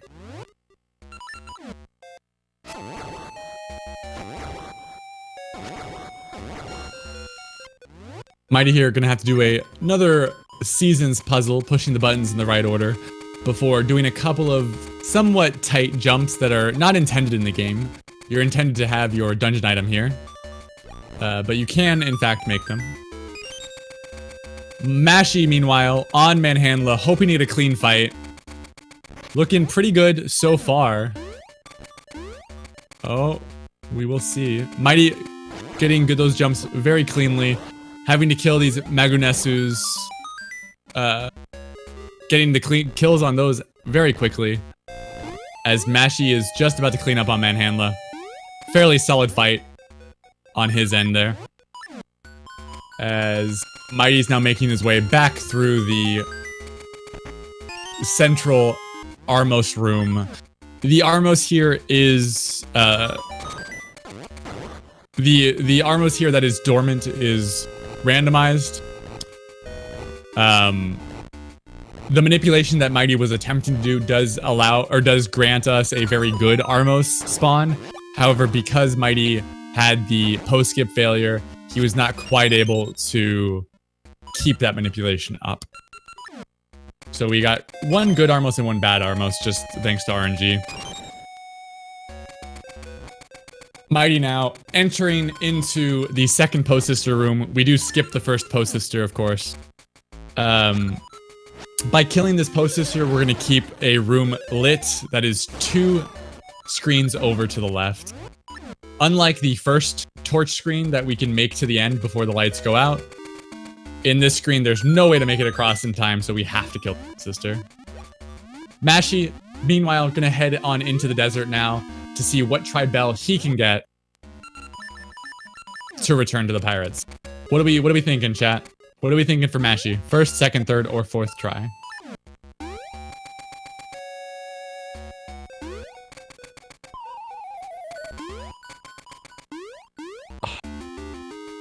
As Mighty now making his way into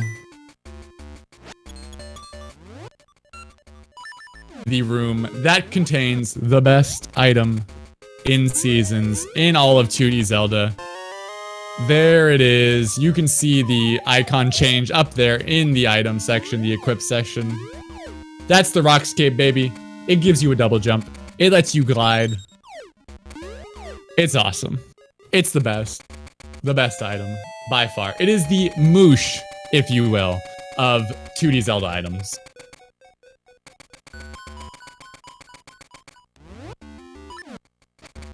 Let's hope that Mashy can get lucky here, as Mighty's going to shortly be making these mini Moldorms dead.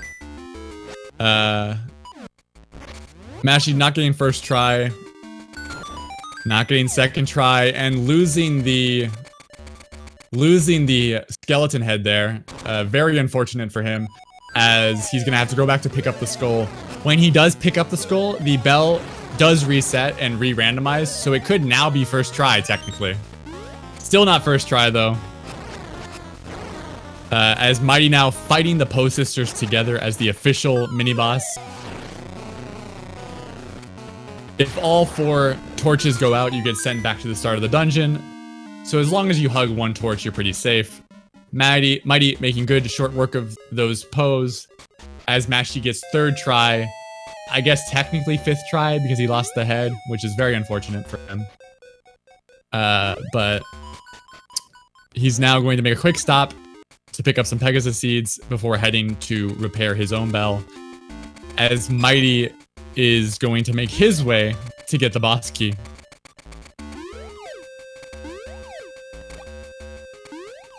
Oh yeah. Little Seasons puzzle there, just 1, 2, 3 on the buttons, having to hit the button and corresponding with the number of little statues next to it.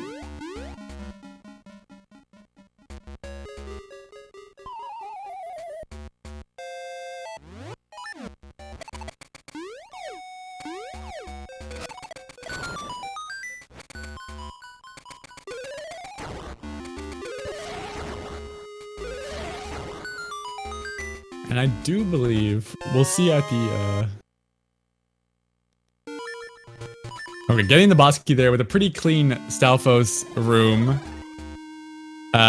Doing a save and quit, and then heading towards the Dungeon 7 boss. a Zelda 1 classic, the multi-headed dragon, Gleeok. Gleeok is a little bit different in this game compared to Zelda 1. For one, we can jump over his fire, which makes him a little bit easier. He has 3 different attack patterns, and unlike Zelda 1 where he dies immediately, here he... Okay. Sorry, I got a little bit worried there as Mighty got stunned, but still okay, everything's fine. Picking up the heart container as Mashy enters into the pirate cutscene.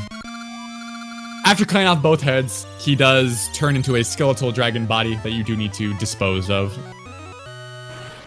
You try to kill the 2 Gleeok heads at around the same time so that you can ensure that the one head does not reattach.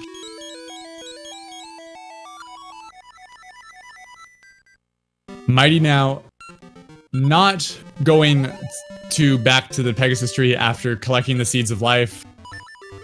Instead, you're gonna head right on towards Dungeon 8, as there will be a guaranteed seed drop on the way.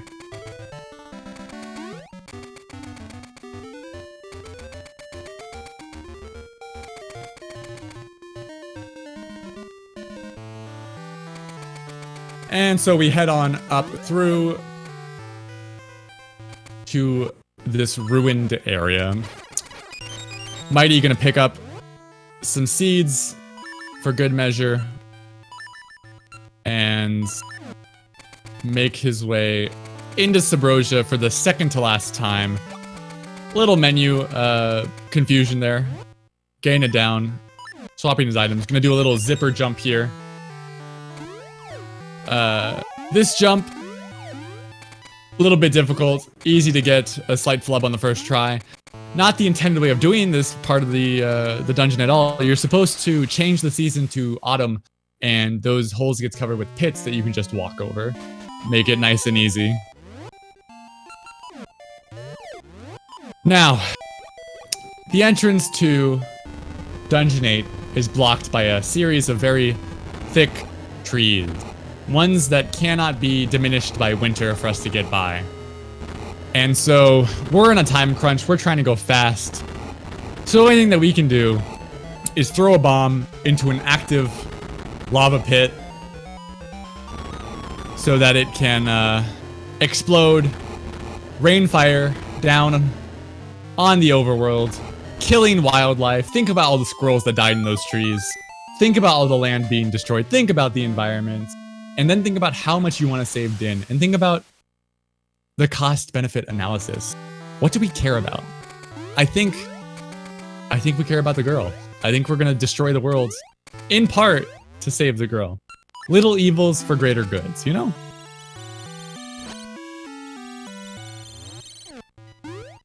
Mashy in Dungeon 7, hoping to get a first try post skip here. That would be great, just a little bit of time save.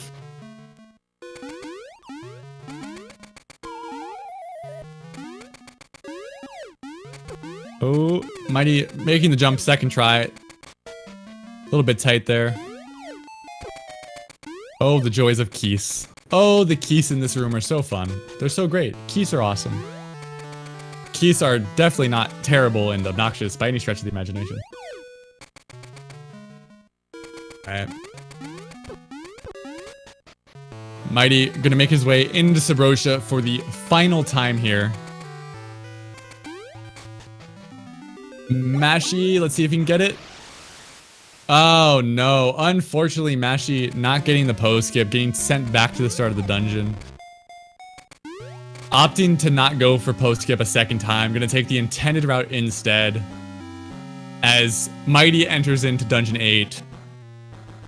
Dungeon 8 is a hell of a dungeon. So, there is a skip in this dungeon that is a double frame perfect bomb boosted cape jump that requires a sub-pixel setup.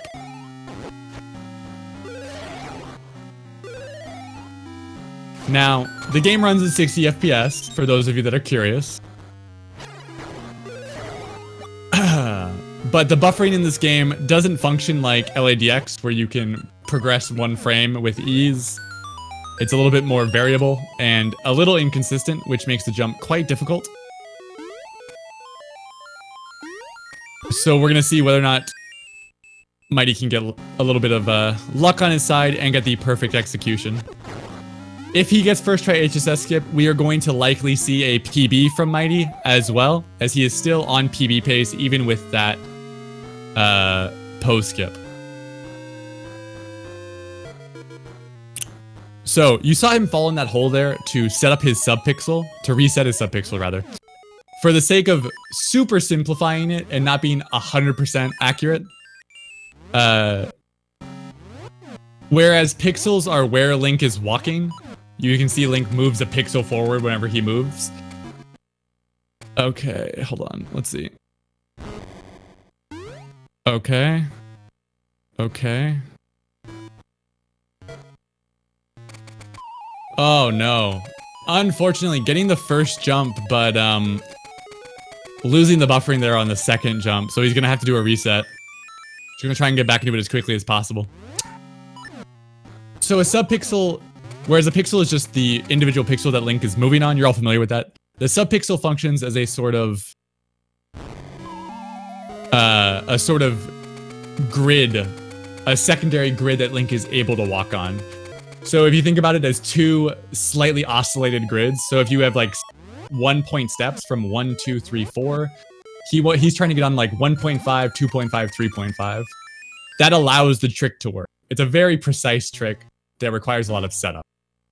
And again, that's a very simplified version of what's happening here, just to try and help explain it and make it clear why he's doing what he's doing. Oh, I think he's got it. There we go. Third try HSS skip. I believe the run is still alive.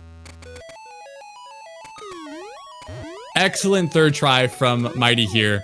Gonna keep on going forward as quickly as possible, getting that jump. I know that jump can often be a little bit trippy.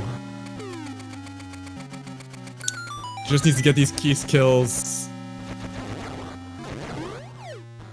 Okay, making it over the gap. Third try, very excellent for Mighty. We're looking at a good time here.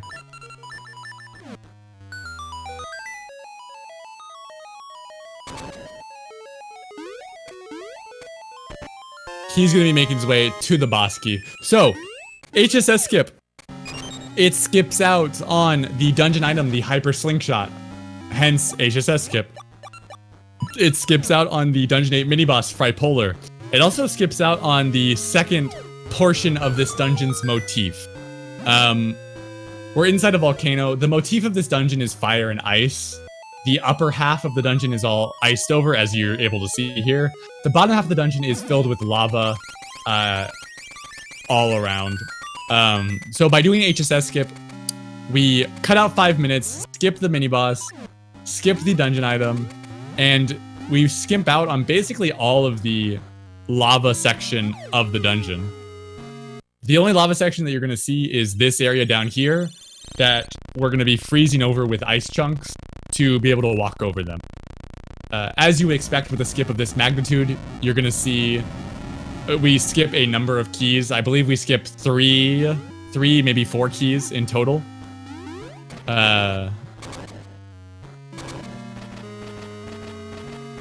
And so Mighty now has a clear shot just to the end of Dungeon 8. Once you get past HSS skip, the rest of Dungeon 8 is outside of that blue wizard right there and 2 shrouded Salphos that you're going to see are both is a relatively clean dungeon.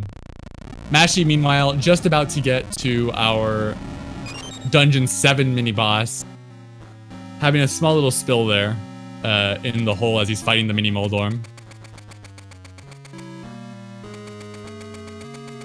Mighty picking up this 1 key. The last key that he needs for the run. And part of the benefit of getting an early HSS skip, anything within the first 3 or 4 tries, isn't just the fact that, yeah, you got 1st through 4th try HSS skip. That's awesome. You're going fast. But it also has to do with the number of Pegasus seeds that you're saving. the later you get a successful HSS skip, the less seeds you have for the rest of the dungeon. Which means if you get a 8th or 9th try, you don't get to use those seeds to save time later on, and it amplifies the amount of time loss that you're getting in Dungeon 8. So because Mighty got it so quickly, he's able to capitalize on the time save here. Also gets the nice catharsis of destroying that blue Wizrobe with the minecart, because that blue Wizrobe is the worst blue Wizrobe in the game.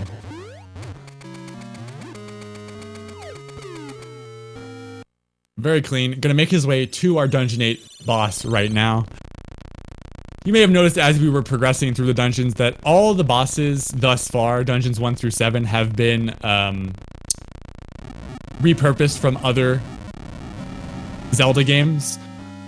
As I said, a lot of the reason for that is due to its history being a Zelda 1 remake at the start of its development. A lot of that process sort of carried over into the final release of the game, even after it changed its goal. But Dungeon 8 has a entirely unique to Seasons boss, the Medusa head, that you're going to see Mighty fight right now. Medusa's head likes to circle around, has 3 different attacks. The attack that you're seeing, the laser eyes that it shot across, the blue orb attack that it did right there. If one of those blue orbs hits you, it turns you to stone. And one where she shoots red fire orbs that just do damage to you. Mighty made incredibly short work of that boss, due in part to the strength of the power ring, making that fight look super, super clean and quick. Medusa's head is not terribly difficult as far as bosses go, especially when considered, or when compared to where she is in the run, which is good from a speedrunning perspective of not being afraid of losing your run on the Dungeon 8 boss, but also, like, it would be cool if the last boss was a little bit more challenging. But nonetheless, Mighty making it look nice and easy, and heading now to pick up our last required item. We have all 8 essences, but before we can go to Onyx's castle, we need to make a quick stop at the Maku tree. The Maku tree is going to give us his Maku seed, which is going to allow us to break into Onyx's castle. We get to break the barrier so that we can enter in. We also get this nice little cutscene here that reminds us that Onyx is still in the game, because we haven't seen Onyx since the start. So it's been a whole, hour and 40-something minutes since we've seen him. So the game just needs to remind you, just in case.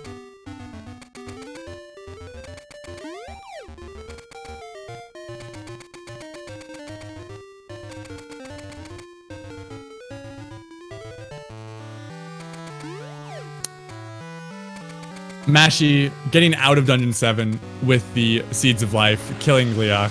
A little bit close fight there, getting a little bit low on health, but making short work. As he's now going to make his way towards Dungeon 8. Unfortunately, unless Mighty has a pretty significant error here in Onyx's castle, unfortunately for Mashy, rather, he's going to be knocked out of the tournament, but we still want to see Mashy finish strong and not let the tilt get to him. So regardless of the match itself, we still want a good, strong finish here.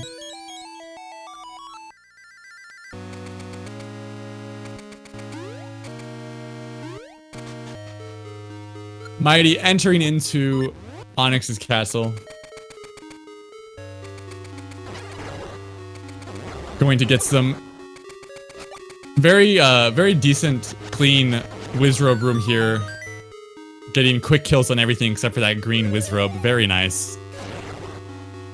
Trying to make good work of the hands here. Taking extra care not to accidentally get grabbed. Moving back a little bit just to make sure that he's playing it safe. And does so with success. And now we get to see the return. The return of Facade. This time he actually spawns, giving Mighty very good RNG on the first bomb pull, or on the very first cycle. Oh no, unfortunately giving a very unfortunate cycle, getting holes here. One of 3 moves that Facade can do, the third being to drop down a series of bugs.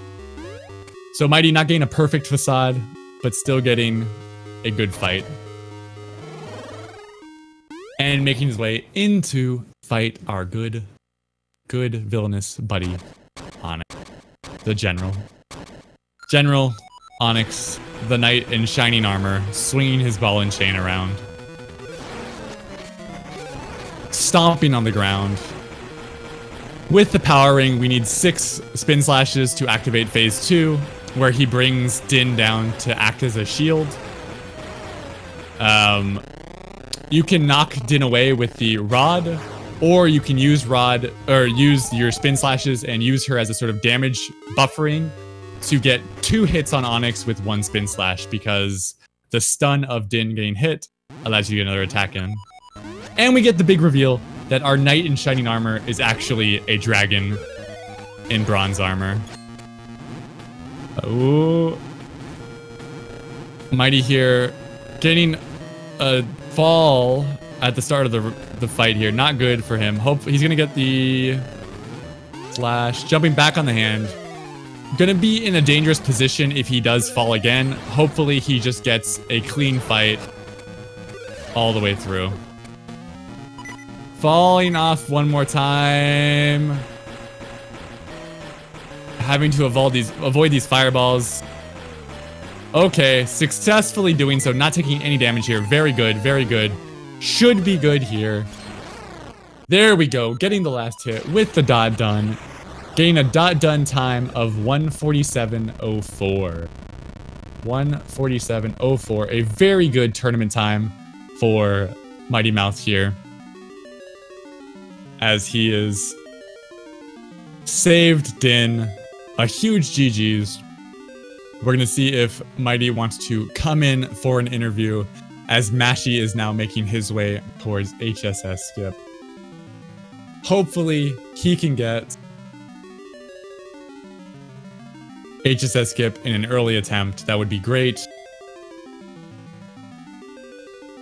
We want him to finish strong.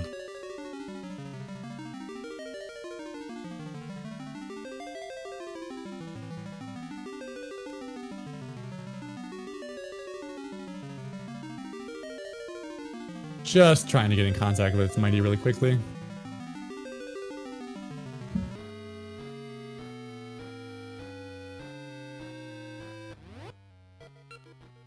Mashy here setting up for HSS Skip.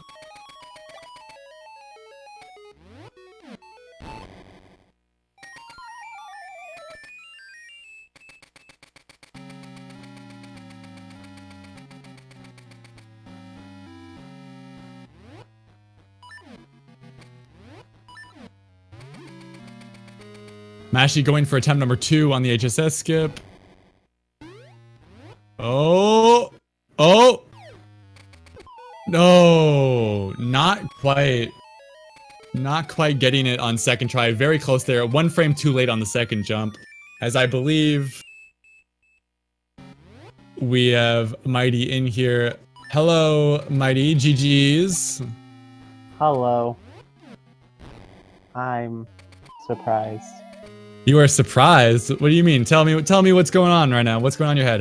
How you feeling? I've gotta go take a phone call 1 second. I'm sorry. Okay, no worries.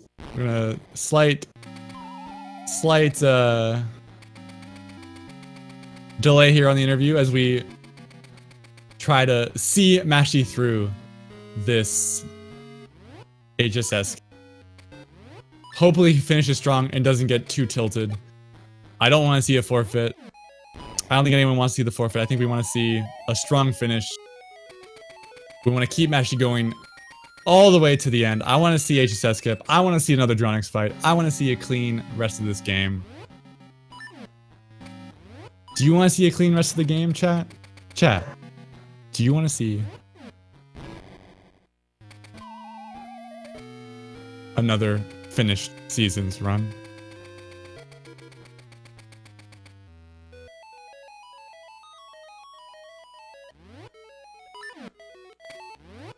Give Mashy all of your energy, chat.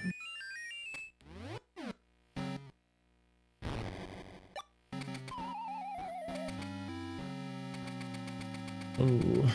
Yo, Mashy taking the or not Mashy, sorry, Mighty making the very smart choice here to leave Din and not save her. A good choice. Okay. Okay, just because you said that. It is precious and wonderful and best. I love her. Mashy getting the HSS skip as I condemn Mighty to saving Din. What great timing all around. Oh, nice. Mashy with that HSS skip and hitting the button. Oh, I'm so excited. Mighty getting, or not Mighty, Mashy getting 8th try on his HSS skip. Still having 2 seeds left, and there you go. There you see, chat. Did you see Mashy fall through that platform like it didn't exist? Man, sometimes the platforms can be a real, Mashy just needs to keep his cool here, and make sure that he doesn't act a little bit too hastily. As he's completing Dungeon 8, Mighty, talk to me. How are you feeling about your run, about your performance in the match? I won the match. That's good. Kind of exiting Dungeon 6, I was like, oh, hey, this was a good run. I could PB. And then I missed post skip. And then I missed HSS skip. Then I was like, okay, well, it's dead. But okay. Wow, even still, even with that, you still got 3rd try HSS skip, which is still super good especially for a tournament setting. Oh, yeah, so, that was... Oof. And yeah, as you said, I mean, up through the end of Dungeon 6, you were definitely on PB pace and super ahead.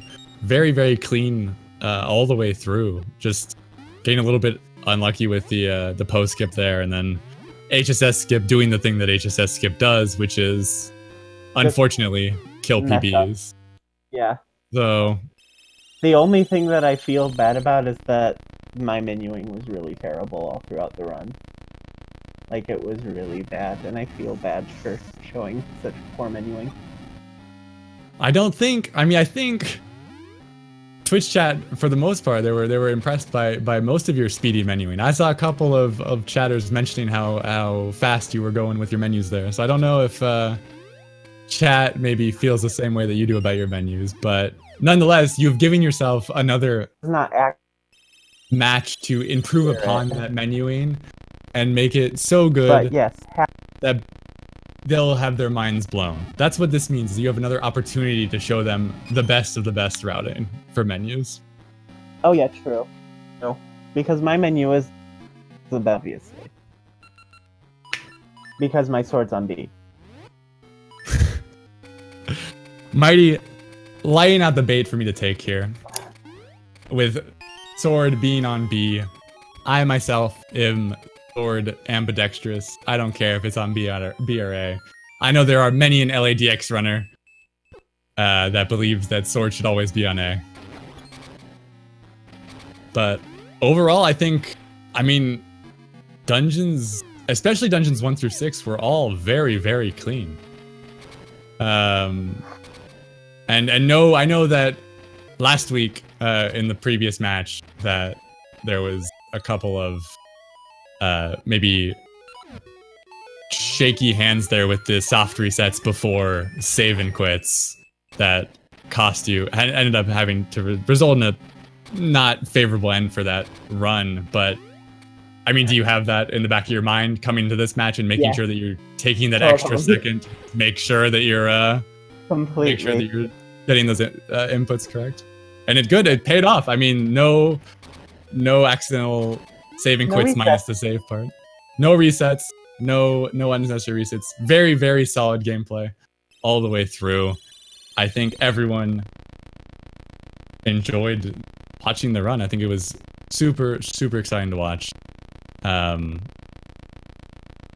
yeah. Season is always a fun time to watch. I love showing it to everybody. And hopefully, Twitch chat, hopefully you enjoyed seeing one completed run. And hopefully you're excited about seeing a second completed run right here. Mashy making his way into Medusa Head. Gonna finish off our Dungeonade boss before heading into his fight with Onyx. Keeping with it, we know that he got tilted a little bit early on in the run, but staying strong. Mighty, is there anything else you'd like to say about your run, about anything, about to anyone? You are all wonderful and amazing, and I hope you're having a wonderful day. And with that, I believe in your next match, you continue to progress through the losers bracket, trying to climb your way back up to grand finals. Next match will be against either JC87 or Vlak SR. Oof. Oof. Yeah, I'm gonna say that I'm gonna, like, because, you know, I have... Oh, mashy. I'm sorry. But yeah, I'm gonna say that I'm gonna lose it just because I go into everything thinking that I'm gonna lose. So, hopefully I don't, but I might.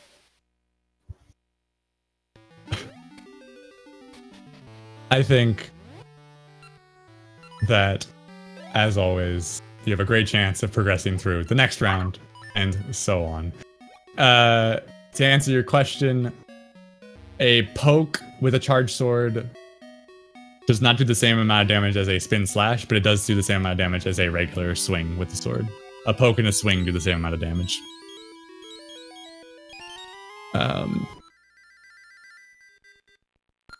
But with that, I mean... Swing is just like normal. Poke, you just sort of poke them. Yeah, you poke the monster. Mashy here, picking up the Maku Seed and heading on over to Onyx's castle to clean up. We're gonna see, let's see.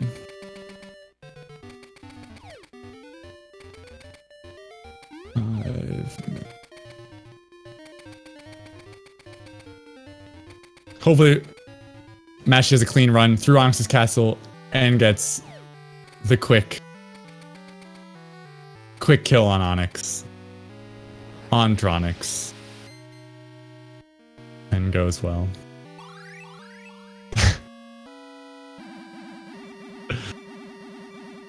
All everyone needs to do is drop some time off their PBs to get good tournament wins.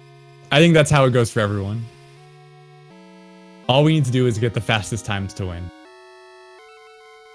Speedrunning tournaments in a nutshell.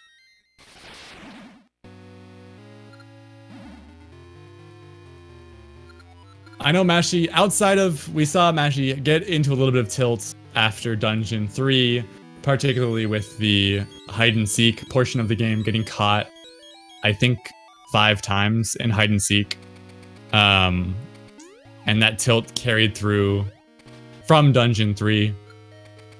But after that, he was able to sort of, I think, steal his resolve and continue to play strong. He did struggle a little bit with HSS skip, but that's less of tilt and more of the fact that HSS skip is just a very difficult trick after a run that can already be draining on a person's psyche overall. Very, very happy to see him continue to press forward. Hopefully we see a very clean facade fight going into a beautiful, beautiful little Onyx fight.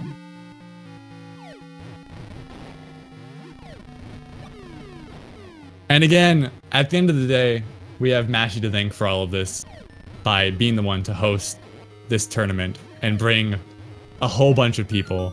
People that are currently running the game, people that haven't run the game in months, people that have just learned the game, all together to show all of you a great 2D Zelda, a great speedrun, and a great set of matches. And hopefully you all can see how important and good that is. As Mashy now enters into Onyx. Gonna get his spin slashes in. Hoping for that clean fight, as always. All right, only getting hit once during the first phase before Din gets pulled down. All right, getting 1 double hit. 2 double hits. Oh, unfortunately getting the jump on Onyx there, so he's going to need another double hit. And gets it, okay. Very solid second phase there. Going in with 4 3/4 hearts, and he has the heart ring, so as long as he's moving around down here, even if he does end up falling off of Dronix's hand, if he's able to move back and forth, he will recover hearts and reduce his likelihood of getting a death. And you saw him there just at the start of the fight before the hand come down. Oh! Oh, trying to go for the stun lock strat there. Getting 2 hits in, but then falling. A little bit unfortunate. But regaining those hearts with the heart ring. Oh. Getting back on the hand with the slide.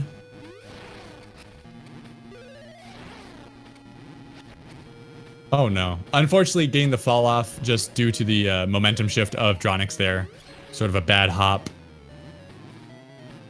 Ooh, okay, getting good patterns with Dronix here. Getting double hand slams. Going for Stunlock 2.0. There we go. Finishing up the fight. Strong, clean, dot dunning with an SRL time of 2:01:46. Less than 2 minutes, or around, just around 2 minutes off of his PB. A very solid run, especially when considering some of the issues with hide and seek earlier on in the run. Still able to get that close to his PB in the run. Very awesome to see. A huge GG's. We're going to see if we can pull him in as well to get an interview.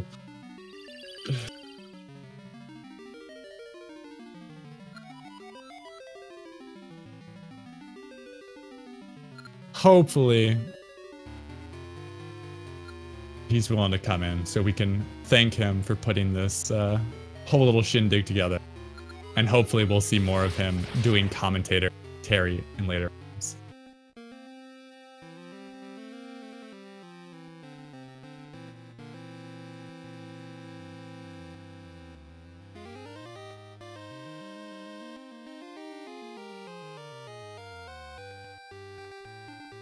And he has hopped into the Discord. I'm going to move him up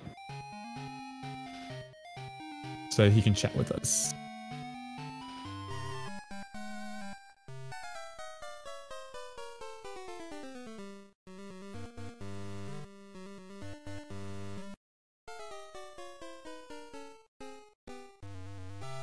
Hello. Hello. So, Mr. Mashy.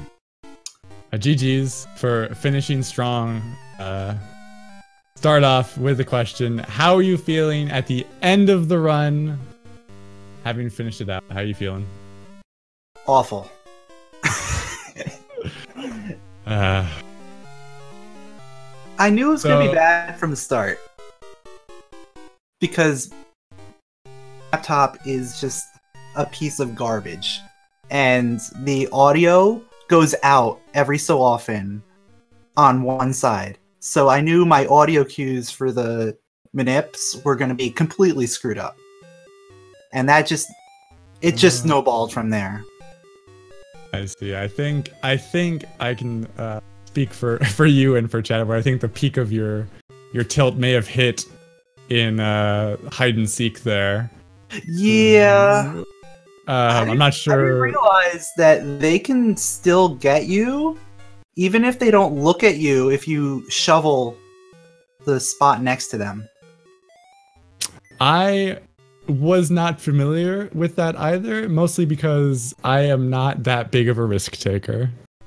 They may not be the most aware, but apparently if you are that close doing a dig, they will take a little bit of notice. Yeah.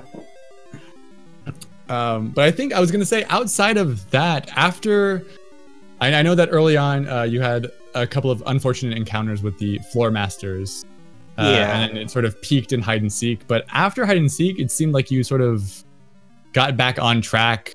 Your dungeons 4 through 7 weren't. 4 through 6 were pretty solid all the way through. 7, there was the post skip situation, and then Dungeon 8 was HSS skip. But it seemed like, at least from my perspective, just watching it, it seemed like the tilt, you were able to sort of resolve yourself a little bit for that middle section and get back on. Because I know that the amount of psyche damage that can be done by having to listen to that hide and seek music for that long can be pretty severe. So I was impressed. I was impressed to see you sort of keep in it when I know that it can really weigh on you. Oh yeah. And surprisingly, despite all of that, I think the furthest behind I was like 4 minutes behind my PB. That's what I was just going to mention. That's what I mentioned before we got you up in here, that even with the sort of 2 double grabs on the Floor Master and the getting caught however many times by hide and seek, you still were only 2 minutes off of PB, I believe. So, like, yeah, still outside of the little, or I mean, outside of what would be considered pretty severe time losses, it still, I think, shows and demonstrates that a clean run from you is gonna give us a easy PB, an easy PB that's gonna bring you down to a low 150 at the very least, just from what we were seeing there. Yeah, definitely. So now, unfortunately, we were on loser's side, which means that yeah. I knew as soon as the bracket was released that I was gonna go 1 and 2, because either having to face Mighty or you in losers round 2 is just, yeah, there was no way. And it was an unfortunate bracket layout for you, I think. Yeah. But I mean, nonetheless, you finished strong, and most importantly, as I was telling chat before, you're the one responsible for bringing us all here in the first place and letting us show everyone a kick-ass game. So I think that all of Speed Gaming and Twitch chat and Oos has you to thank for doing all of that. And hopefully, I don't know what your plans are for the rest of the tournament, but hopefully we'll see you doing comms for future matches, and maybe you know, be able to hop in and do duos with you at some point during the tournament as well. Maybe now that I don't have to worry about practicing for the tournament, I can start worrying about commentary so much. Hopefully you continue to do a couple runs and at least reach that I think that potential level that you're at least getting. Yeah, I definitely know there's a PB around the corner, so I'm definitely gonna stick with it and at least get something. Probably like, I can think like a 155, probably. I think sub 155 is a good goal to shoot for at the very least. I think that it would be great. Great. Just more people running seasons, I think, is a great thing.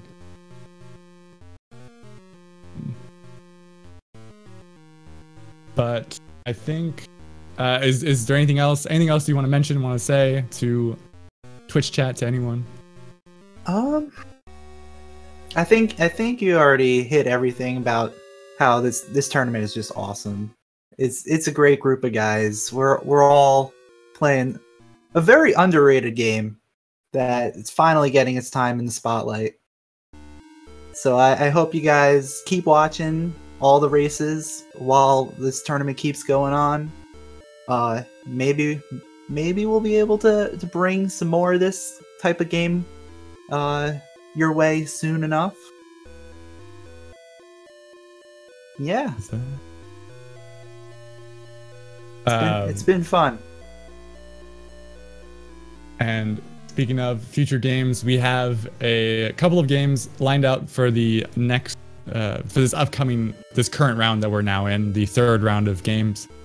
Not all have been scheduled quite yet, but as of right now, the next upcoming game will be Thursday, September 13th at 2 p.m. Eastern between myself and Bamboo Shadow. That'll be over in the winners semis match. And then we have 2 matches scheduled for Sunday, September 16th at 10 a.m. and 4 p.m. The first between Herdaman and Linky, and Vlak and JC. So the winner between Vlack and JC will go on to face off against mghtymth in the following round.